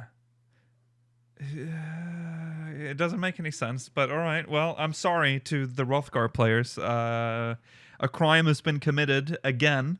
Don't worry, guys. Female Hrothgar. It's coming. I don't even want to think about that as well. I hope that they look cool, even if they have all these restrictions. I'd like them to at least look cool. Yeah. Though I still wouldn't make one. Yeah. Okay. Female Rothgar can't wear anything but starter outfit. Too difficult. Yeah. No glamour. Too difficult. I hope that, and of course we already know because we've looked at the census. Like Rothgar is like one of the least played races. I mean, probably for this reason. Because one, nobody was asking for it to begin with. That's true. And it's cool they included it. But also, two, this is how they're traded. Yeah. Bizarre. Very sad. Yeah. And I'm sure the Viera players are not feeling... Well, they can change their hair. They can go to the aesthetician and change their hair, right? They've always been able to change their hair, yeah. So Rothgar is literally just... Yeah, that's horrible. Okay, speaking of, new hairstyle options have been added for male and female Viera. I noticed that they're not specifying anything here. Like they do here. No. So, yeah. Looks kind of stupid on her, though. The side ponytail one. Well, these are all coming out her ear. These are purchased hairstyles, so thankfully you can not purchase those in the online store in game. So thankfully you can change. They're starting to get more of the in-game hairstyles. Yeah. The other one looks okay. The ponytail looks bad. It blends. I also don't with... like her ears. These ears I don't are... like the floppy I ears. The bent ones. Yeah. No. They can. But then his ones look too but... big, and they look kind of like they're glued on. Well, that's what I meant. When you see them from the front, it actually looks fine because it seems to blend better with the ears. But the back looks the back looks a little off. But these are easier for them to like. I mean, you can tell why Viera is easier to fix because it's literally just a lot. It's just Hure with ears, like bunny ears. And yet, it's still apparently really difficult for them to do it with female Viera because of how they programmed it. Yes. So, yeah, there you go. That's the God, it's so... Just a last touch on the Rothgar thing. It's such a kick in the face because when they get, like, hair, they're like, oh, yeah, here are all of these, like, things. Oh, yeah, you can use these immediately, regardless of main scenario progressions. When you create a new character, or when you're editing your character's appearance using Metasha, or hiring a retainer. Like, they have to specify that as if, like, this is good, guys. Ignore the fact that you have to pay to change your character. And then Viera's like, oh yeah, new hair. Here you go. Cool. Moving on. Duty support system. A system that allows solo players to tackle duties with a party of NPCs has been added. Wow. The duty support system can be used to progress through the main scenario duties with a party of NPCs. As of patch 6.1, instance duties for A Realm Reborn, Shadowbringers, and Endwalker are supported. Duty support for 2.x to Heaven's Sword and Beyond will be added in future patches. We know this. That we've talked about this extensively.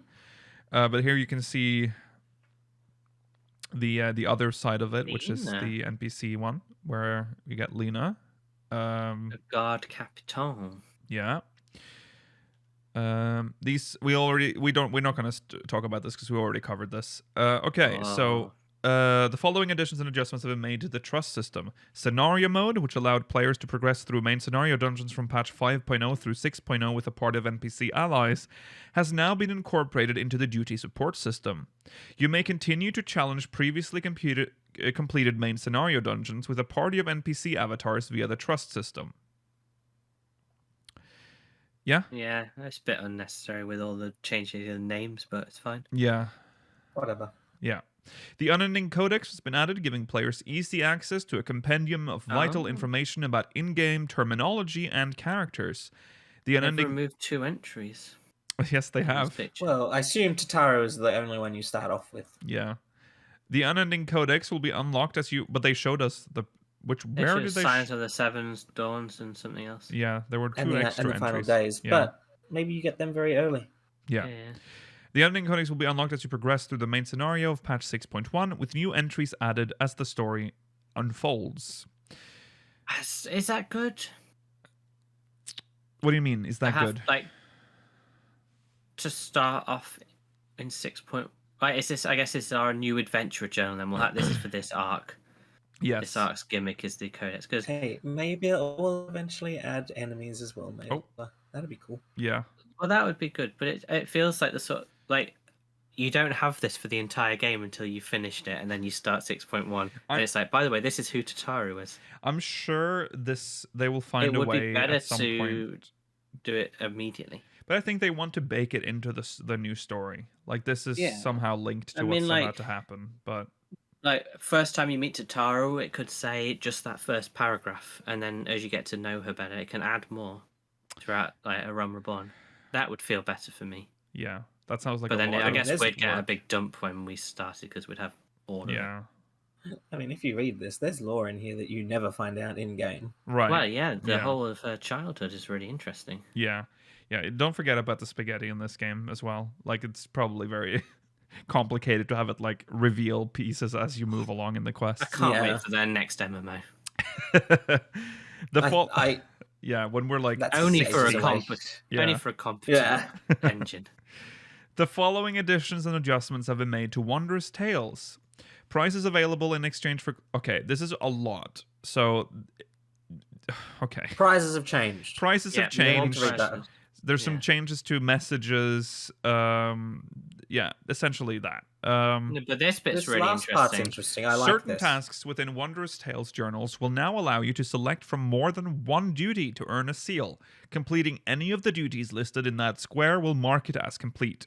For example, the objective previously labeled the Binding Coil of Bahamut Turn 1 has been changed to simply the Binding Coil of Bahamut, and the completion of any turn will be counted for this objective.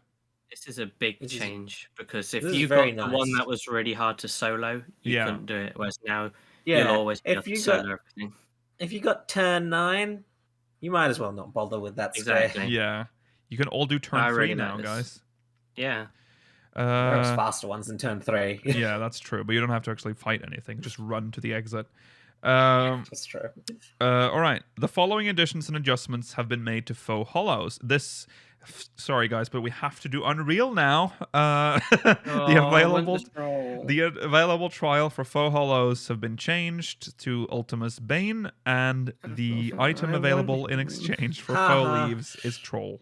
So we have to do it. You can't keep pushing it off. I'm sorry, but we have to do it now. Well, I've always wanted to do it. You can't. You can't have liked any of the fights that have done this so far. No. Titan. It's hard. The following adjustments have been made to the sightseeing log. This is a nice change. The visual effect for completing an entry for a vista has been changed to be more...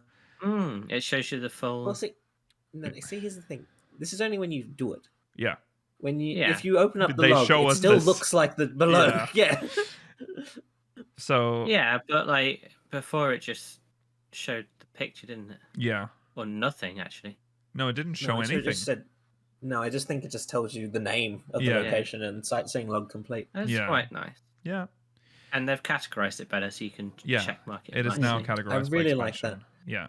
I don't like how it shows that there's less for Shadowbringers and Endwalker. I always wanted there to be more for both of them.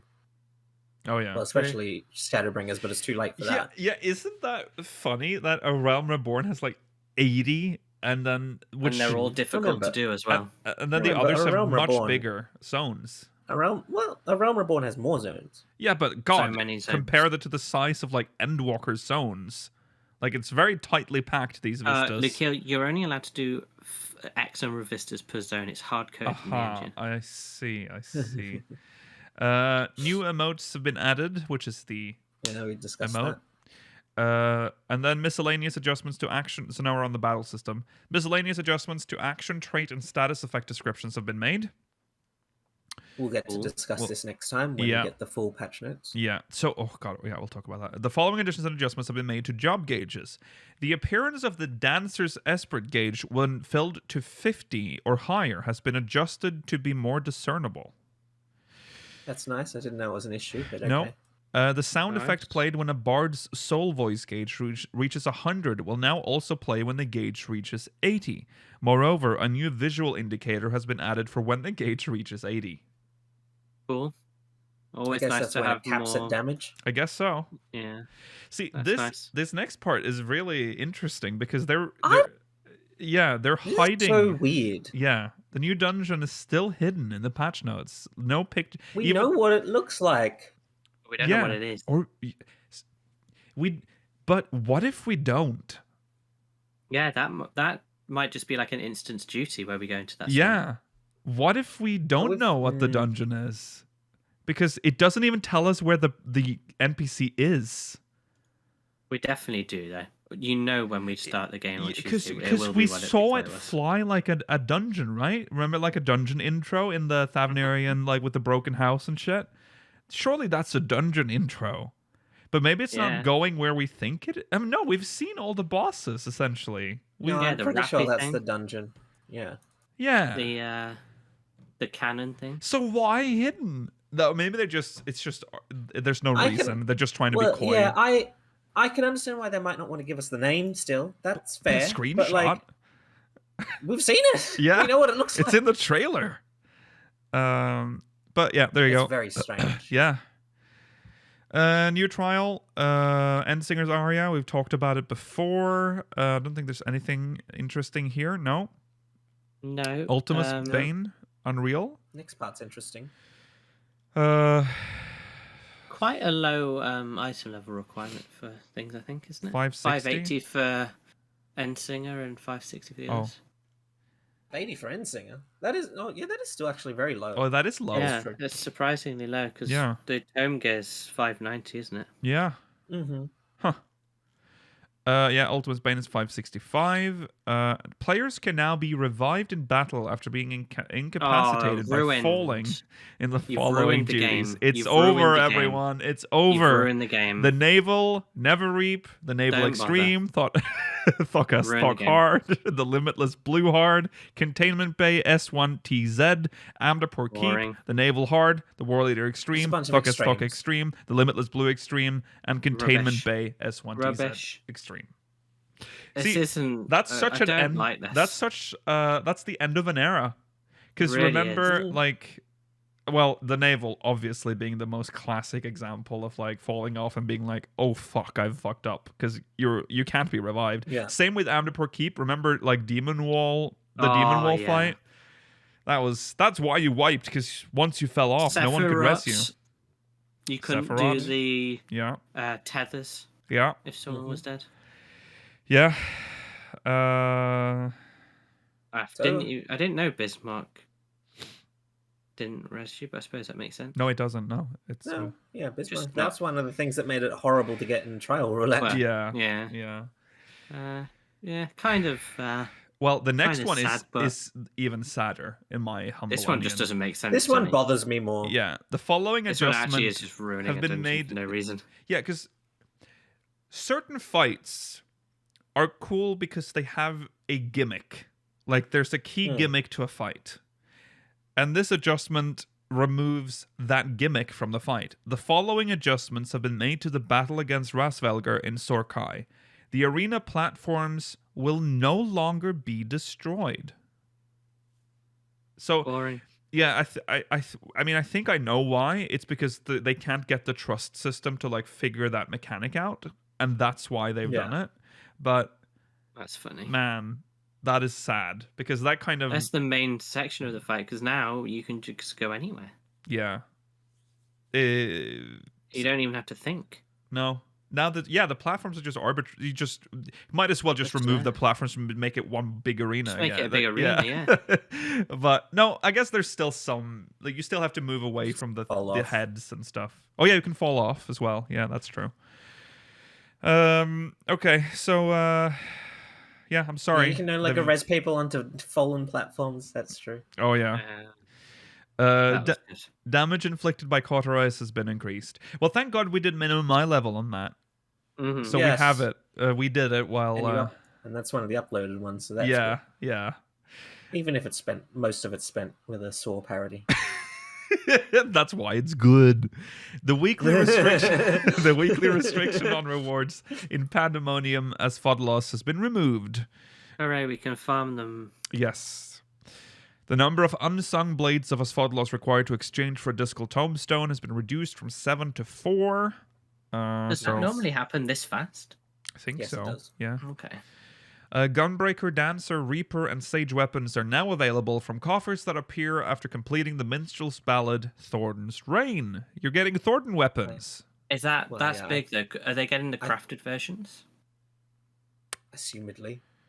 That's pretty big. Yeah. Yeah, that's pretty much soft confirmation that the Ultimate's weapons are based on these. Yeah. Well, that's true. Yeah. And then we have already talked about this. The Alliance Raid dungeon, Aglaya, has been added. Jesus. Oh, crush me. The item level requirement, that's like in like 565 artifact gear or something still. Like trash eye level. Yeah. Well, remember, want to be seen in content with someone that low. Yeah. Well, this is for a lot of people. This is the like climbing patch. Like this is where they start like gearing up. So embarrassing to be 565 still. Okay, moving on. The items required to. Was there anything? I don't think there's anything. No, there's nothing interesting.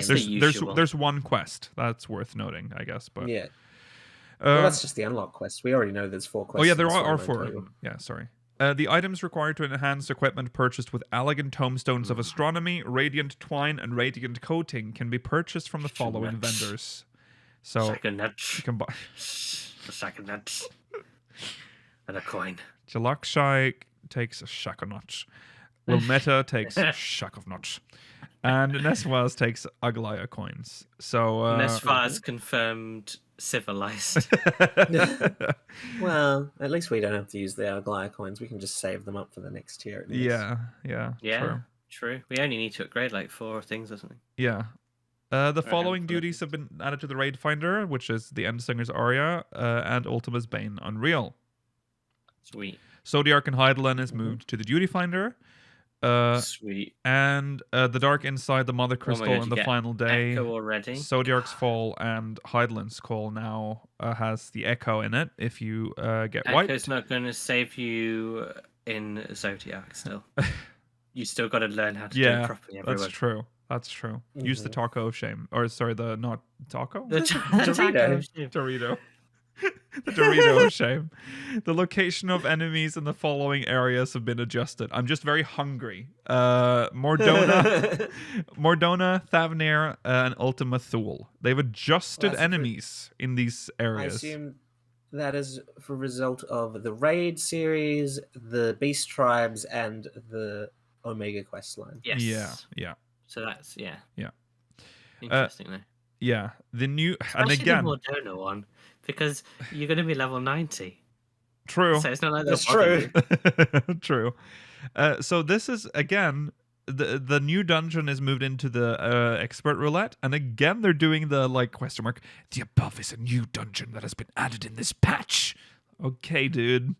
You've essentially shown the whole dungeon in the trailer for this patch, but all right. You know what's nice? You have to be a higher item in order to join expert only because of this new dungeon. Everything else, you can't queue for these old dungeons in expert until you get better. Right.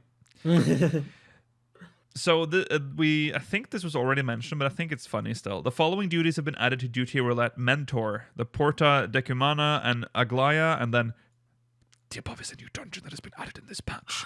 But also, following changes made to duties in main scenario, the duty the Praetorium is no longer counted as complete.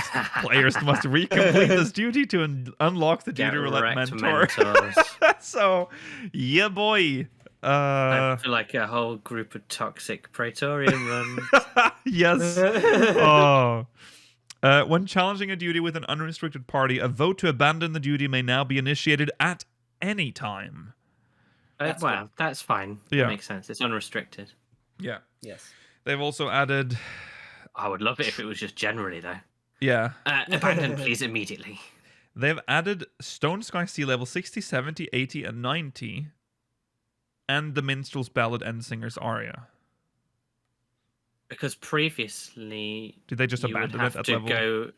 No, you would have to go to the zone, I think. You would have to go to, like... I think this groups them all in one place. Oh, potentially. Yes. You're right. Because Okay. otherwise you'd have to go to Heavensward to do the Heavensward ones and whatever. Right. I think Okay. that's what they're saying. I think that's what they're trying to say. Okay. Adjustments have been made to the graphics/collision in certain dungeons from A Realm Reborn. Oh my god. See, this is where all the 2.x stuff comes in, and it's very interesting. Adjustments have been made to the follow. This might be related to the list that we're getting here, like just in general, because they're actually changing the layout. But adjustments have been made to the following dungeons and trials. We have a list, and with a little bit of detail. Copperbell Mines. The content of the battle with Kotos has been adjusted. Oh, make it a proper boss. Don't make it a fucking ad rush and then Kotos appears at the end. No, dude. Oh yeah, that's it's so only annoying. Ads now. Yeah. And they spawn even less frequently. The content of the battle with Icarus Ire has been adjusted. You have to use 20 bombs on it now because it was too easy. Yeah. Yeah, I can guarantee all of these changes are to remove all of the, although annoying, unique gimmicks about every single fight. This is They're what all we going to be just generic bosses now. Yeah. They don't teach you anything that you need to prepare for, though. They make you. They don't teach they give you, the but wrong. they're fun. They give you the. They are, but they give you the wrong expectation as to what the game is going to be like. Yeah, that's true. Yeah, your unique dungeon is followed by cookie cutter copies of the same dungeon. Because in A Realm Reborn, a lot of the bosses were like testing out like what they could do in the game, and then now we've streamlined it so you know what you're getting in pretty much. So yeah, and you're right. This is for fun might have been a strong word, but you know what I mean. They're unique and interesting. Yeah. Because I mean, no one loves doing Copperbell Mines. Like, no, they don't. No. But you had to figure like the slime one especially. Yeah. You actually had to think about it. We have a very the middle boss in Copperbell Mines Hard is like a more difficult version of Icarus Ire. That's true. Yeah. So all of these changes with the bosses and fights is obviously because the trust system is too stupid to deal with a lot of the mechanics. Like it's very like with the slime, like you know. The content. But if you had a tank done NPC, they're not going to kite it into the AOE, are they? Properly? Right. Yeah. Possibly. I think the trust system can detect AOEs and maybe go there, but I don't know. They might also automatically attack the bomb. Yeah. True. The content of the battle with Gigas the Great, Gigas the Great, has been adjusted. What do you think is wrong here? This one again has the like where he runs for the rock to try to like he opens break both it open. sides, doesn't he? Or he opens one side and then maybe the trust never attack the ads. I don't know. Yeah, well, they do attack the ads. Maybe they do. Maybe they get stuck on the ads instead, and then you just like because they just keep spawning endlessly, don't they? Until you kill. Yeah. And then certain dungeon mechanics have been adjusted. So possibly the lift, maybe the elevator. I mean, consider how like pets don't go in them. Right. Yeah. This one we've seen screenshots of the 1,000 Miles of Zodiark. Certain mechanics in the battle with Graphias have been adjusted. God! Does his urgent red tip no longer appear? Yeah, I think maybe. Possible. And also the pods around the arena are like all targetable. So maybe that's a problem for them. Would have an issue with 2 targets on one boss. Yeah, probably. I'm just glad that I've done all of this so much and I was there. Yeah. Yeah. So this one is interesting. Extensive changes to general progression through the dungeon have been implemented. So remove the puddles on the floor. They removed the puddles and definitely the photo cells. Well, we already know the entrance. We also know the entrance is different completely. Yeah, they'll have removed the photo cells and there'll only be one route now throughout the dungeon. We should revisit this tomorrow. Yes. Yeah. That. Yeah, tomorrow. I feel like it's everyone's going to be like, it's not fun. It wasn't fun. But it's like an erasure of. You know what? It's going to be like a miniature like 1.x to 2.x experience. You're getting to experience a little bit of what Likio got to have. So yeah, that's very interesting. And then Hawk Manor the content of the battle with Lady Amandine has been candles? adjusted. You don't have to turn. Yeah. You don't have to candles. turn off the lamps. Yeah. Lame. After the battle with the Manor Steward and Manor Jester, an object allowing players to warp back to the starting point will now appear. And that's fine. Yeah. I prefer that than them trying to make you just walk back or something. Yeah. Yeah, that's fine. The positioning of certain monsters have been adjusted. Trolls? Maybe less patrols. Maybe, yeah. Brayflox's long stop. The content of the battle with Aitar has been adjusted. You're not removing the puddles. It's Mela. You think Trust tanks know how to deal with moving Ayata You can around out the arena? DPS the heal. It's so slow. Yeah. That is the only mechanic in that fight. I know, but... And that Brayflox was the first hard dungeon back in the day. Oh, yeah. Yeah, but it's also melee. Don't forget how infuriating that dungeon is if you play with people that don't read chat, that don't take any information that you give them, and then you just keep dying, and then time runs out. Done it too many times. Those were the days. I'm not gonna cry for Ayatar. No, sir. Moving on. The position of certain monsters have been adjusted. Maybe that second big section. Yeah, that where you're whole in the thing big with swamp area. Yeah, with all the goblins and stuff as well. That part is quite crazy. Goblins, yeah. Where you have to go and save them and open. Yeah. You get extra chests if you save them. Yes. I like that feature. The map layout has been adjusted as well, so that's exciting. This is another dungeon we'll have to do tomorrow. Yeah. I feel like we should do all of the ones on this list because they're all like the fights are changing too. Like it's the last time we get to play them. Like that's true. Yeah.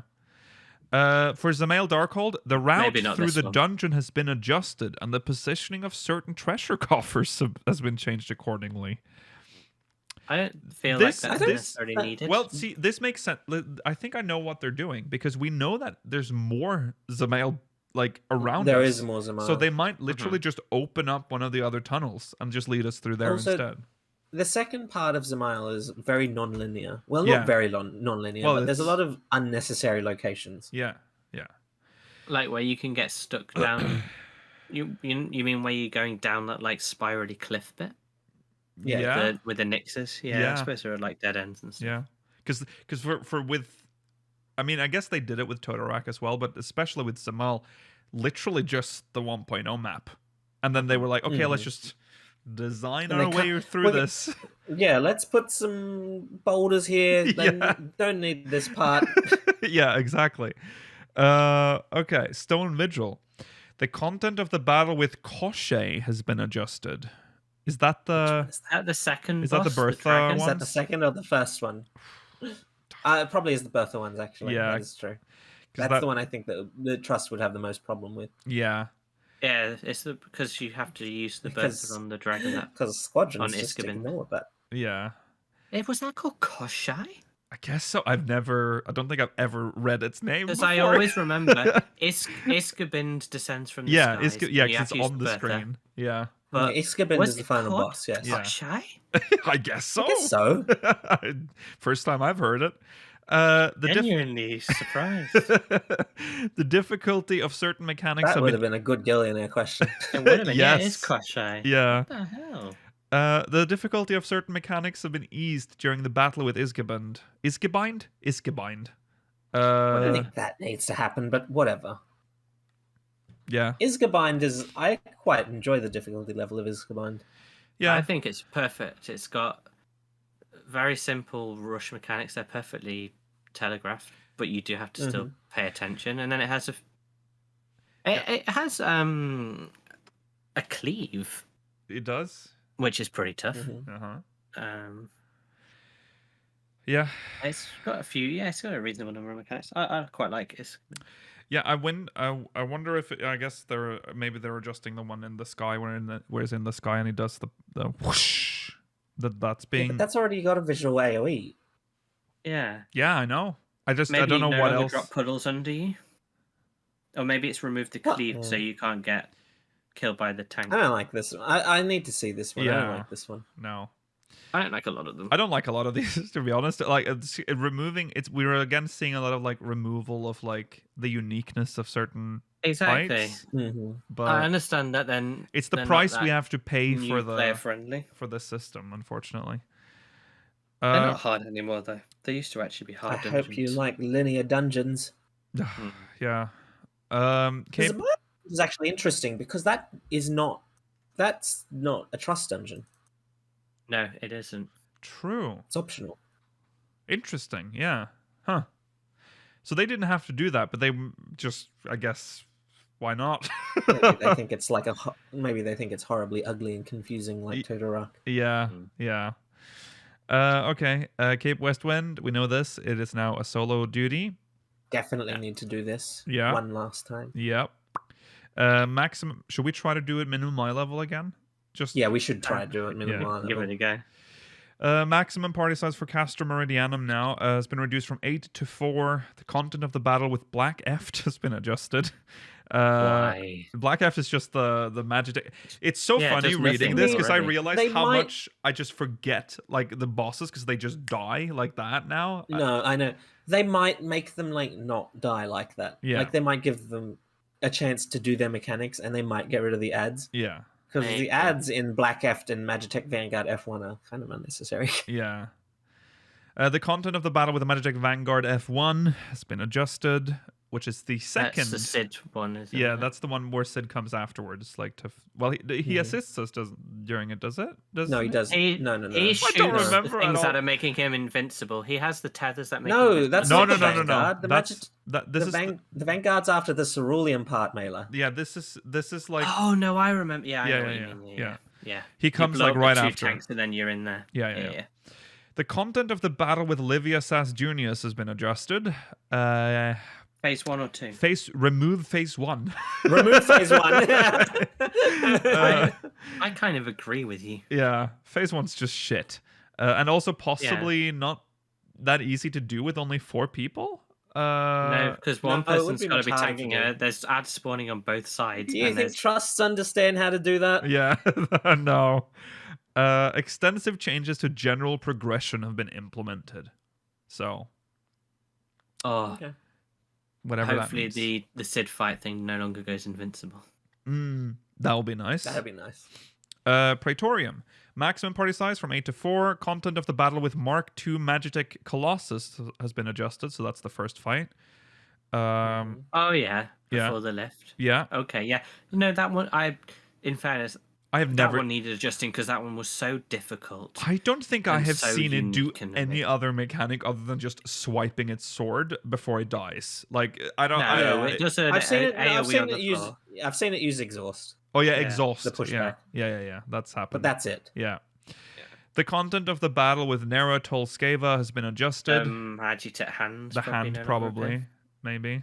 Maybe the annoying pushback it does. Maybe they don't remove the hand, but the pushback thing maybe goes away. Yeah, maybe. Or maybe it just grabs you and stuns you or something. Yeah. Yeah, maybe they just change it to grabbing, which is less annoying. Yeah. The content of the battle with Gaius van Belsar has been adjusted. Now, Gaius' fight is nothing needs adjusting, right?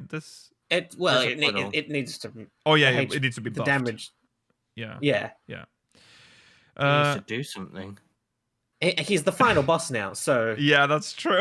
That is very true. You're saying you wouldn't find it satisfying for him to just drop a puddle at one point and then die?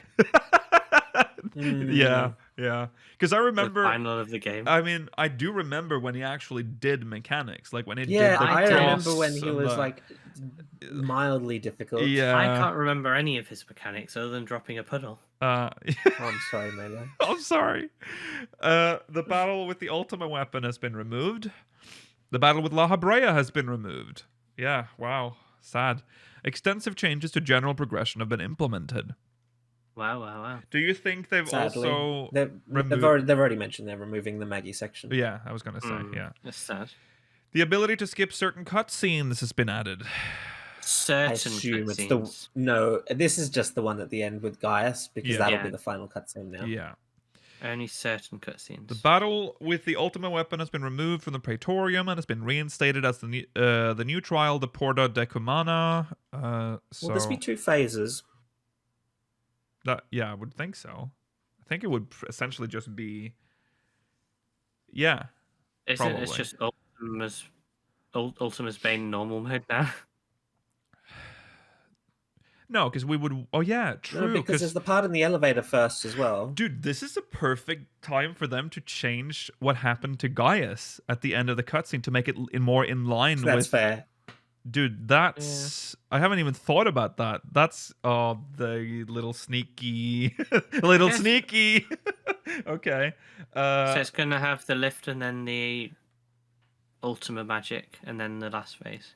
Yeah, probably. Okay. Interesting. Cape Westwind and the battle with La Habrea in the Praetorium have been removed, and each have been reinstated as separate instanced battles. The Porta Decumanus is a trial. Is it going in the roulette? I guess so.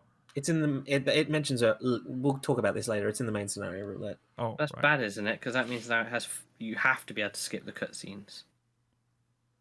What? Why? No. It's going into the main scenario roulette. Oh. Yeah. The main scenario roulette, okay. Yeah. The display of... the following changes have been made to duties unlocked by using Tales of Adventure or Realm Reborn, Cape Westwind and Port... Hey. Sorry, what? You skipped the tome changes. Oh, sorry, this is kind of important. The amount of Allegan tomestones earned from the following duties have been adjusted. Castor Meridianum, 200, has gone down to 100 tomes of Poetics. And Praetorium, 200 tomestones of Poetics is now 150. And this is important. It's important Who because... isn't capped on Poetics? No. It's important because you can kind of gauge the EXP change. Oh, yeah. For Praetorium. But also, this isn't fully indicative of the terms you'll get. We'll talk about it later when we get to the rule changes. True as well. The following changes have been made to duties unlocked by using Sorry, I just read that. The display of target indicators for... Wait, did I? I didn't actually. Cape Westwind has been removed and Porta Decumana has been added to Tales of Adventure or Realm Reborn. Okay? There we go. Which is the paid skip. Yes. The display of target indicators for certain battle mechanics has been adjusted for the following duties. Brayflux's Long Stop Hard, Tom Tara Deepcraft Hard, Circus Tower, and the World of Darkness. Maybe people will actually understand that. I can understand, because it has that tank thing at the end, which is quite manic. Oh, yeah, true. Mm-hmm. What's going to change in the Alliance raids? So World of Darkness, I can definitely see with the Hydra, the 5-headed dragon. There's a mechanic that is technically a stack, but because of the icon above it, it makes you think that you run away, and whoever gets it normally dies. Yes, that is true. That's true. Yeah, and they also might make it clear the one that bursts everyone up. They might make that clear that that's a runaway mechanic as well. Yeah. That would be a wise change. Yeah. So there are a couple things in here that I can understand. Yeah. Okay, so here are the main scenario roulette changes. So they've added Porta Decumana to the roulette. So now there's Castrum, Praetorium, and Porta Decumana. And the rewards have changed. Before... So they've added 50 here. They've added 50 Poetics here. But they've taken away some from before. Yeah. So the Praetorium... If you get the Praetorium in the main scenario roulette, that's the same amount of terms. You'll get 50 less if you get Meridianum. Yeah. So we might not be looking... So obviously they can't show us the XP thing because it varies based on, which one you get. Yeah. And also what level you are. So, but I don't think we should worry too much about the EXP loss based on this. Currently it's like 2 MSQs per level or thereabouts. Yeah. Maybe 3. I think Praetorium will still give less experience because they're cutting out 3 whole fights. Yes, of course. Yeah. But I don't think it will be as bad. I think you'll probably get what we currently get from Castrum will probably be what you get from both. Yeah. Yeah, I can see that. I can live with this is weird. This is interesting. It will take longer for the screen to darken after a party KO during the following duties.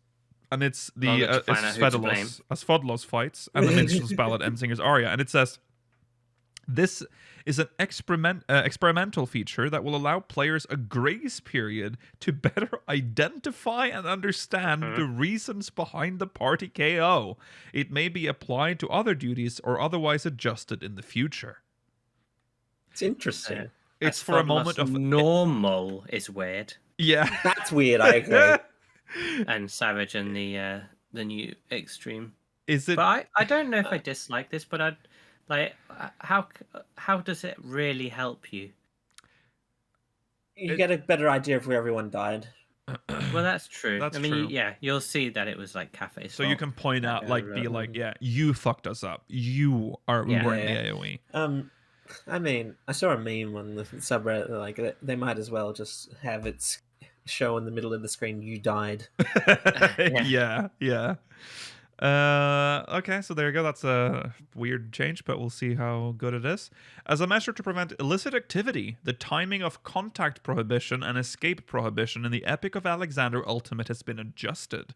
These changes will not affect battle balance. Yeah. I have to assume that this is related to, like, buying win clears. Yeah.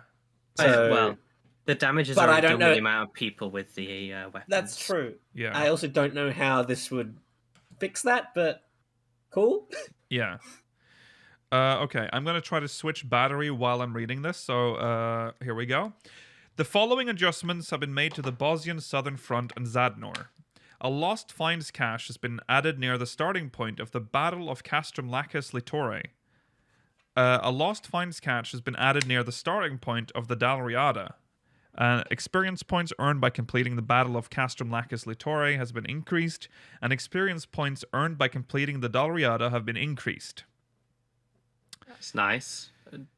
I think on release, Bosnia and Zadnor was still like the best leveling. Like when Endwalker came out, people still use this for DPS for sure. Yeah. And that'll just make it even better. So yeah, see, it's going to keep it relevant. The problem isn't with the Dalriada and the Battle of Castrum Lacus Litore. The problem is with the other one. That's true. I don't remember the name of. Delubrum Regina. Yeah. Thank you. Yeah. Because I've seen people complaining about how, because of the fact that it doesn't wait for you to get 24 people now, which would take forever, you can sometimes go in there with like 3 people. Mm-hmm. I've been in there with 3 people, and then we just decided to give up because some people left. Oh, so there are times when it just won't work. Yeah, because with 3 people, I read that some people tried to clear it. It took like 2 hours.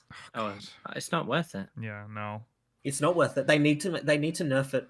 Yeah, in some really way. Do. Otherwise, that step of the relic is just going to be almost impossible. Yeah. Yeah, you'll have to like party finder it.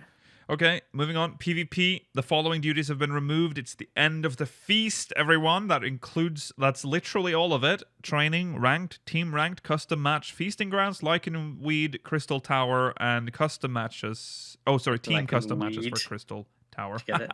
Well, Mailer and I got to experience Lichen Weed. Yes. Yeah. It's okay. Yeah. The zone is okay. The feast sucks. Yeah, the feast does suck. Rival Wings will be temporarily unavailable due to balance adjustments. Which you know that? what? Excuse me. I have not seen the first Rival Wings map. Yeah, that's true. Forever. It's been a while, but this time I'll give them bring back Astragalus. They're making big changes to like the PvP system, so it kind of makes sense now that they're holding it back for balancing. But yeah, bring it back, please. New type of PvP match between small teams, Crystalline Conflict, has been added. We talked about it in the previous episode. But here are the maps. The Palestra, which is like a Charlian team. An Olympic running track. It does. It looks yeah. Yeah. The Volcanic Heart, which is that the Bomberman like one? Yeah, that's the Bomberman one. Mm-hmm. And then Cloud 9. So there are 3 maps. 3 maps. Yeah. Not bad Pretty for cool. an initial release. Remember, most of the other game modes had 1. Yeah. So yes. True. I like the look of this mode. It's going to be good. Yeah. Crystalline Conflict is open to those who have completed the quest A Pup No Longer for their Grand Company. So you will just have it unlocked if you've done it. But if you haven't, you can do it now, actually. You can just do it now. But there's a following quest. There is. An explanation. After unlocking Crystalline Conflict, proceed to the following quest for an explanation of relevant duties and rules of engagement. So I guess this actually is the unlock quest. You go to the NPC Gunji Zalunji. Yeah, I thought his name was funny too. Hey, Gunji Zalunji. Yeah. Okay, so there you go.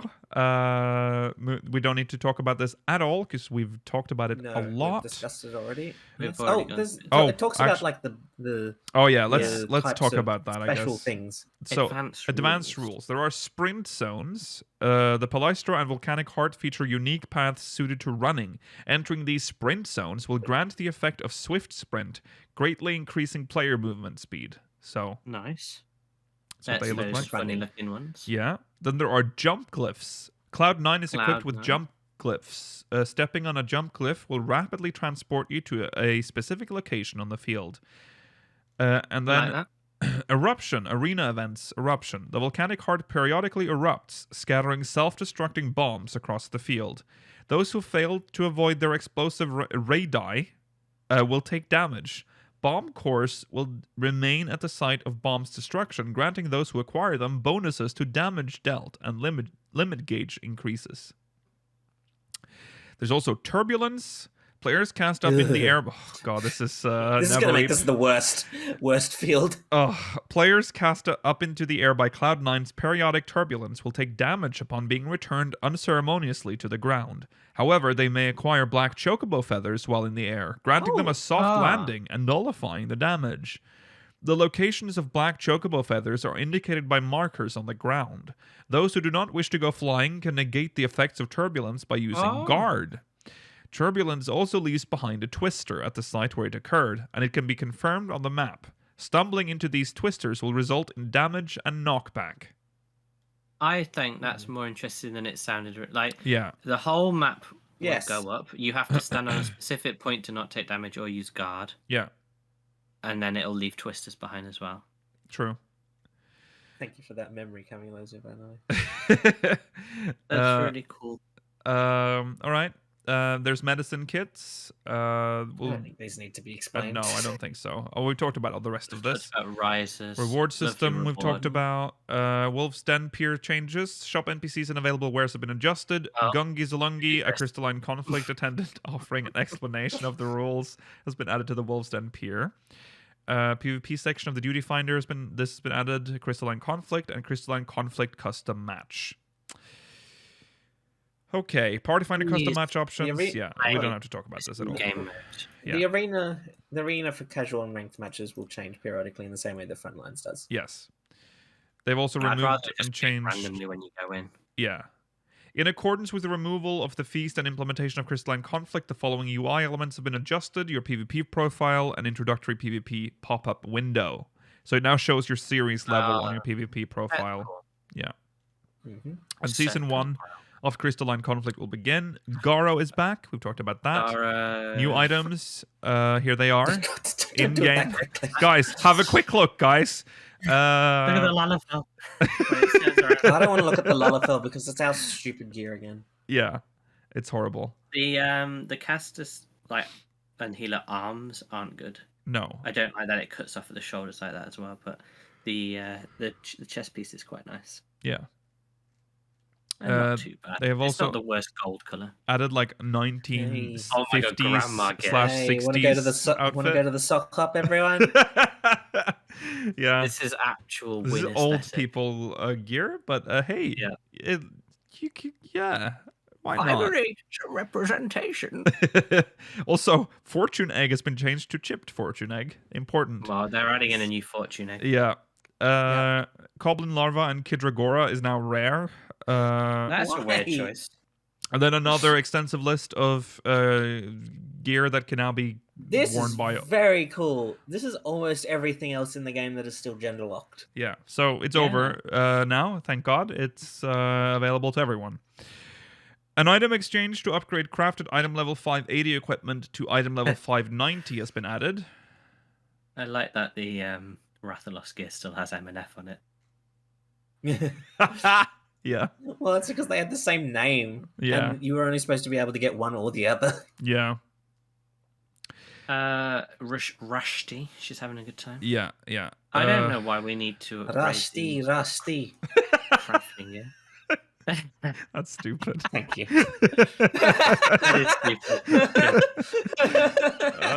All right. New items have been added to the inventory of Calamity Salvagers. Why? Very exciting. This is funny. The animations of the following disciple of the hand actions have been adjusted. Observe. I like the Observe.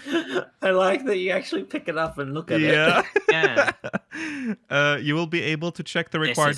This is really good. You'll be able to check the required collectability of crafted items during synthesis/trial synthesis. It actually has a bar that shows you. The only thing that I would suggest to change with this, if they haven't done it, is when it hits the orange section, the whole bar should go orange, so you know you've got... Oh, yeah. Yeah. And then green. Just because it's annoying to then have to look at so the quality. It's like at a glance. Yeah, that would be nice. Yeah. But really, really good change. Yes. Mm-hmm. The animation of the following disciple of the land actions have been adjusted for Botanist Miner, Scour, and Meticulous Woodsman, Meticulous Prospector. Okay. Cool. And for Fisher, Powerful Hook Set and Precision Hook Set. Cool. So, cool. Finally. The icon for the Botanist Action Collector's Focus has been changed. I've been waiting for this for about 5 years. Okay, well, there you go. Thank God they finally changed it. Is that a joke? Yeah, I don't know what. I don't even know what it looks like now. Don't know. Maybe this was like something you were so specific with the years. Maybe you have. Why only the Botanist one? Maybe it's because they share an icon and they want to change it so it's unique between the two of them. Yeah. New items. That means the miners get like the generic one, and the botanists get a cool new one. Maybe it always had a picture of like a pick though. Maybe, yeah. And now the botanist. I'm gonna have to have a look. Yeah. Okay. New items have been added to gathering points. New fish have been added. New requirement for catching fish via spearfishing have been added to the fishing log. That's useful. The text color for custom deliveries have been adjusted. Fishers will earn the greatest possible reward when submitting large-sized fish for custom deliveries. And, of course, glamour plates. We've talked about it. 15 to 20, and glamour plates can now be used in sanctuaries. It also specifies glamour plates may not be used during duties, regardless of location. So, if you didn't know that, then I think you are dumb. The level cap for desynthesis has been increased from 580 to 590. Hey, remember when desynthesis you could only get like 2 or 3 to max, and if you started going too high in another one, it would reduce your level in other ones? Yep. Good time. Mm-hmm. New mounts have been added. The horrible mount. Aquamarine Tiger Boy. Yeah. The new chocobo. New chocobo barding has been added. Is that Wolf's Den? It looks Wolf's-Den-y. Yes, I think it is. What is it? Why does it have hair? Why not? Good question. It looks more like a Rothgar than the current Rothgars do. It's got ears and everything. Oh my god. New minions have been added, which is the dog we saw. New fashion. Oh god, I forgot about this. No. New fashion accessories. We have the lame. Yeah, the sunglasses, and you can now change pose emote while wearing or holding your parasol. Lame. Yeah, so that's cool. Also, the change pose icon is now like shown on the window. It shows to, like, that you can do it. Yeah. If it has unique idle stances. Yeah. Okay, and then we're over to system stuff. This is a lot of stuff that we're just not going to go into, but the listed order of customizable options during character creation has been adjusted. This adjustment has also been applied to character customization after using a file of Fantasia or when selecting your retainer's appearance. Oh, imagine if it wasn't changed. So when you use a Fantasia, it was in a different order to when you made a character. Do you think maybe they've changed it so that it makes more sense? Like it's more like I can't even think. I can't remember. It starts with the most important option, so it's like chest size, and then hair style. Yeah. Okay. The following additions and adjustments have been made to market boards. We know this. This is for the check mark and the filters and stuff. So watch That's good.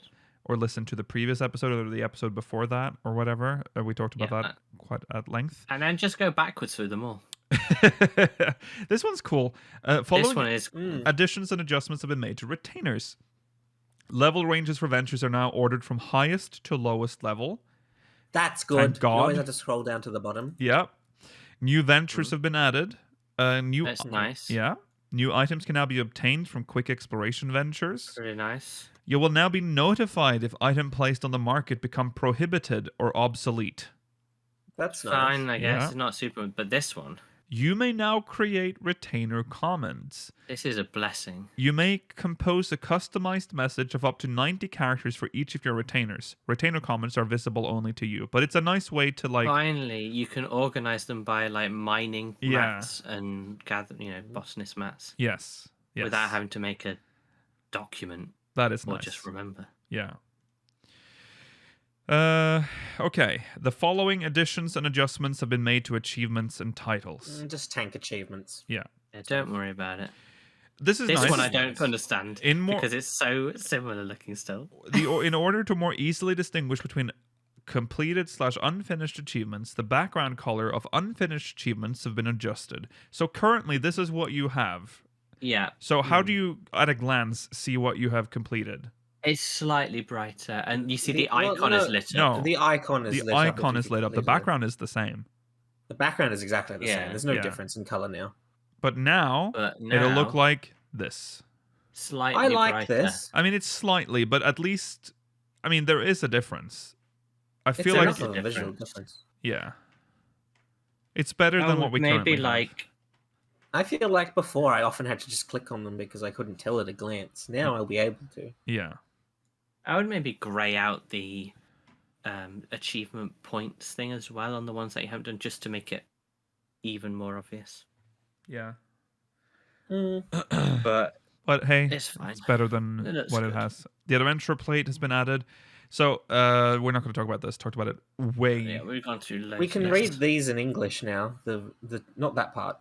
Oh, the next one. Yeah. Also, it's important to say that this UI is part of the beta. So they essentially said at the top that this is likely going to change when it is fully released. This is just the beta version of the. Yes. Yeah. Now we can see all this information that we couldn't read on the live. I like that you can Japanese. That you can mirror it as well, so you can like have your portrait on the other side as well. So so you can change base plate, pattern overlay, backing, top border, bottom border, portrait frame, plate frame, and then accent as well. Oh, you can have it French or anything. Yeah, I'd like a little bit of German, maybe sometimes. Look at this. German on Mondays, French on Fridays. Look at this person's crazy active hours.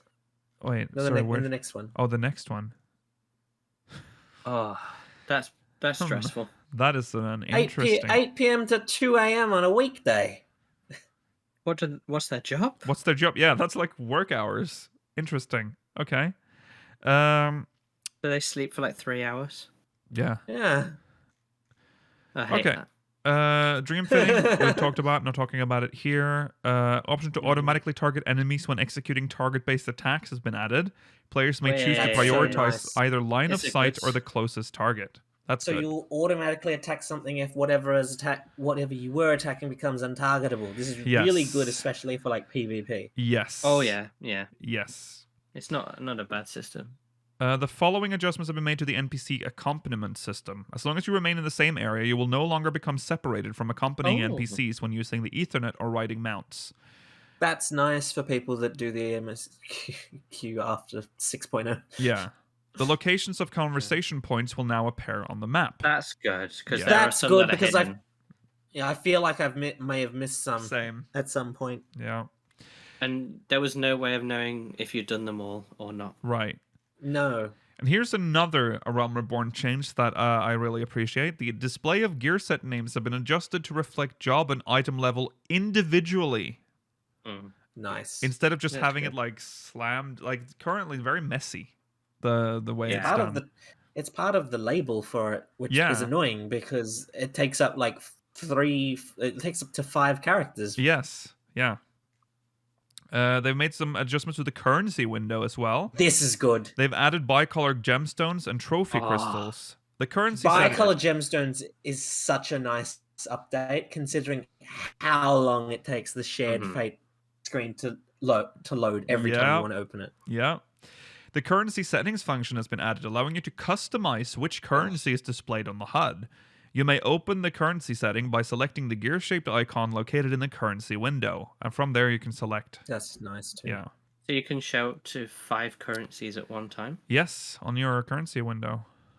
And how many can we currently show? Just 1? But you can click through them. 3. Yeah. Will there still be where you have to click through them? Probably. I don't know. Well, it's currently what? Guild, company seals, and...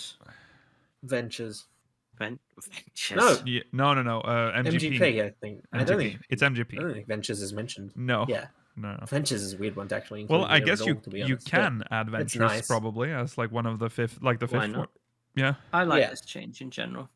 That's nice. I wish they showed they showed the UI with the bicolor gems and trophy crystals on, but we'll see it on Tuesday. Yeah. Okay, I'm just gonna... We are very much over time. When traveling to a free destination using Aetheryte tickets to teleport, the amount of gil expended will no longer appear in the log window. That's good, because it's kind of useless that it just says you spent 0 gil or whatever. Renewal period for mentor certificates has ended. So there you go. If you haven't applied... Will end. Yeah, it will end, but it will, yeah. It will end... I guess I'm talking day. to the VOD viewers, because it's probably too late at that point. Now you got to apply again. Yeah. New dungeons are available for Explorer mode, Heavensward stuff, and... Yeah, and what's that last one? The above is a new dungeon that has been added in this patch. Duties. Oh, the duty recorder. Everyone's favorite. They've added the Mother Crystal, the Final Day, and as Fodlos, the 4th Circle Savage. You're joking, right? I wish I was. Why Heidelin? Why not? Still, but not Zodiark. That's arbitrary. They're the same level. Yeah. Who knows what they're doing with their duty recorder? No one knows. It just kind of happens. The following adjustments have been made to use it. No. When we go back to Savage, let's use it. If we get to the 4th circle. No. Yeah. Register via duty support has been added. Register via trust has been added to the duty finder. Trust interface has been updated. Button linking to the duty finder has been added. A button linking to duty support has been added. Icons allowing you to change/check availability of NPC avatar glamours have been added. Glamours are unlocked for NPC avatars who have attained level 80. You may change them via the glamour icons or subcommand from the party selection window. That's nice, because right now it's not entirely clear that you have to right-click on them to actually change what their glamour looks like. Yeah. Okay, we've already talked about the checkmark stuff. In the event a player spends 30 consecutive days outside of their home world by means of the world visit system, they will be automatically returned to their home world upon their next login. You can't get stranded forever. No. There's some PS4 stuff here. Oh, you can now... Uh-oh. The graphics settings are coming in. You can now lower the draw quality on distant objects, LOD. So there you go. What else is there here? I guess now we're at like the... This is interesting. Because this seems to... People have observed that the new /draw and /sheath commands here seem to refer to the new animations. Oh. Perform motion only. Interesting. Okay. Determined content. So the draw and sheath they're just emotes now instead. Like it's not actually the default. Is that what this means? You can just do the motion, or you can actually ready your weapon. Yeah. So It'd be strange if this is just another way of pressing, because there's already a button to sheath and unsheath. Yeah. Hopefully this actually draws the weapon, so it's like you're in active mode. Hopefully, but yes. Additions have been made to the auto translation dictionary. Important to know. Trophies have been added. New music, sound effects, and voices have been added. Sound effects. Spatial audio is now compatible with multi-channel sound cards. When you enable the immersed game pack with a multi-channel sound card, you will no longer be required to manually select channels. Instead, channels will be automatically adjusted for optimal experience. For more information on immersed spatial audio, please visit the official website and pay money. Upon enabling like £5. immerse spatial audio, the equalizer mode will be automatically set to standard. Has anyone, if you have used immerse spatial audio, please let us know how bad it is. The preview was bad. This last part is kind of hidden at the bottom, but this is kind of a big deal. Accounts with entry subscriptions can now create up to 8 characters per world. Why would you not be on an entry subscription? Yeah. Then? What is the point of the other one? You can't reduce from if you're on a normal subscription. Oh you can't go back to an entry subscription. Oh, you're fucked forever then. That's nice. How dare they? How dare you? All right. Well, you can't, Cafe. Apparently, you can't go back. Those are the patch notes. The patch will be out on Tuesday. If you're watching this on demand, we're probably in maintenance, or it might even be patch day. I know people want me to do the MSQ as usual.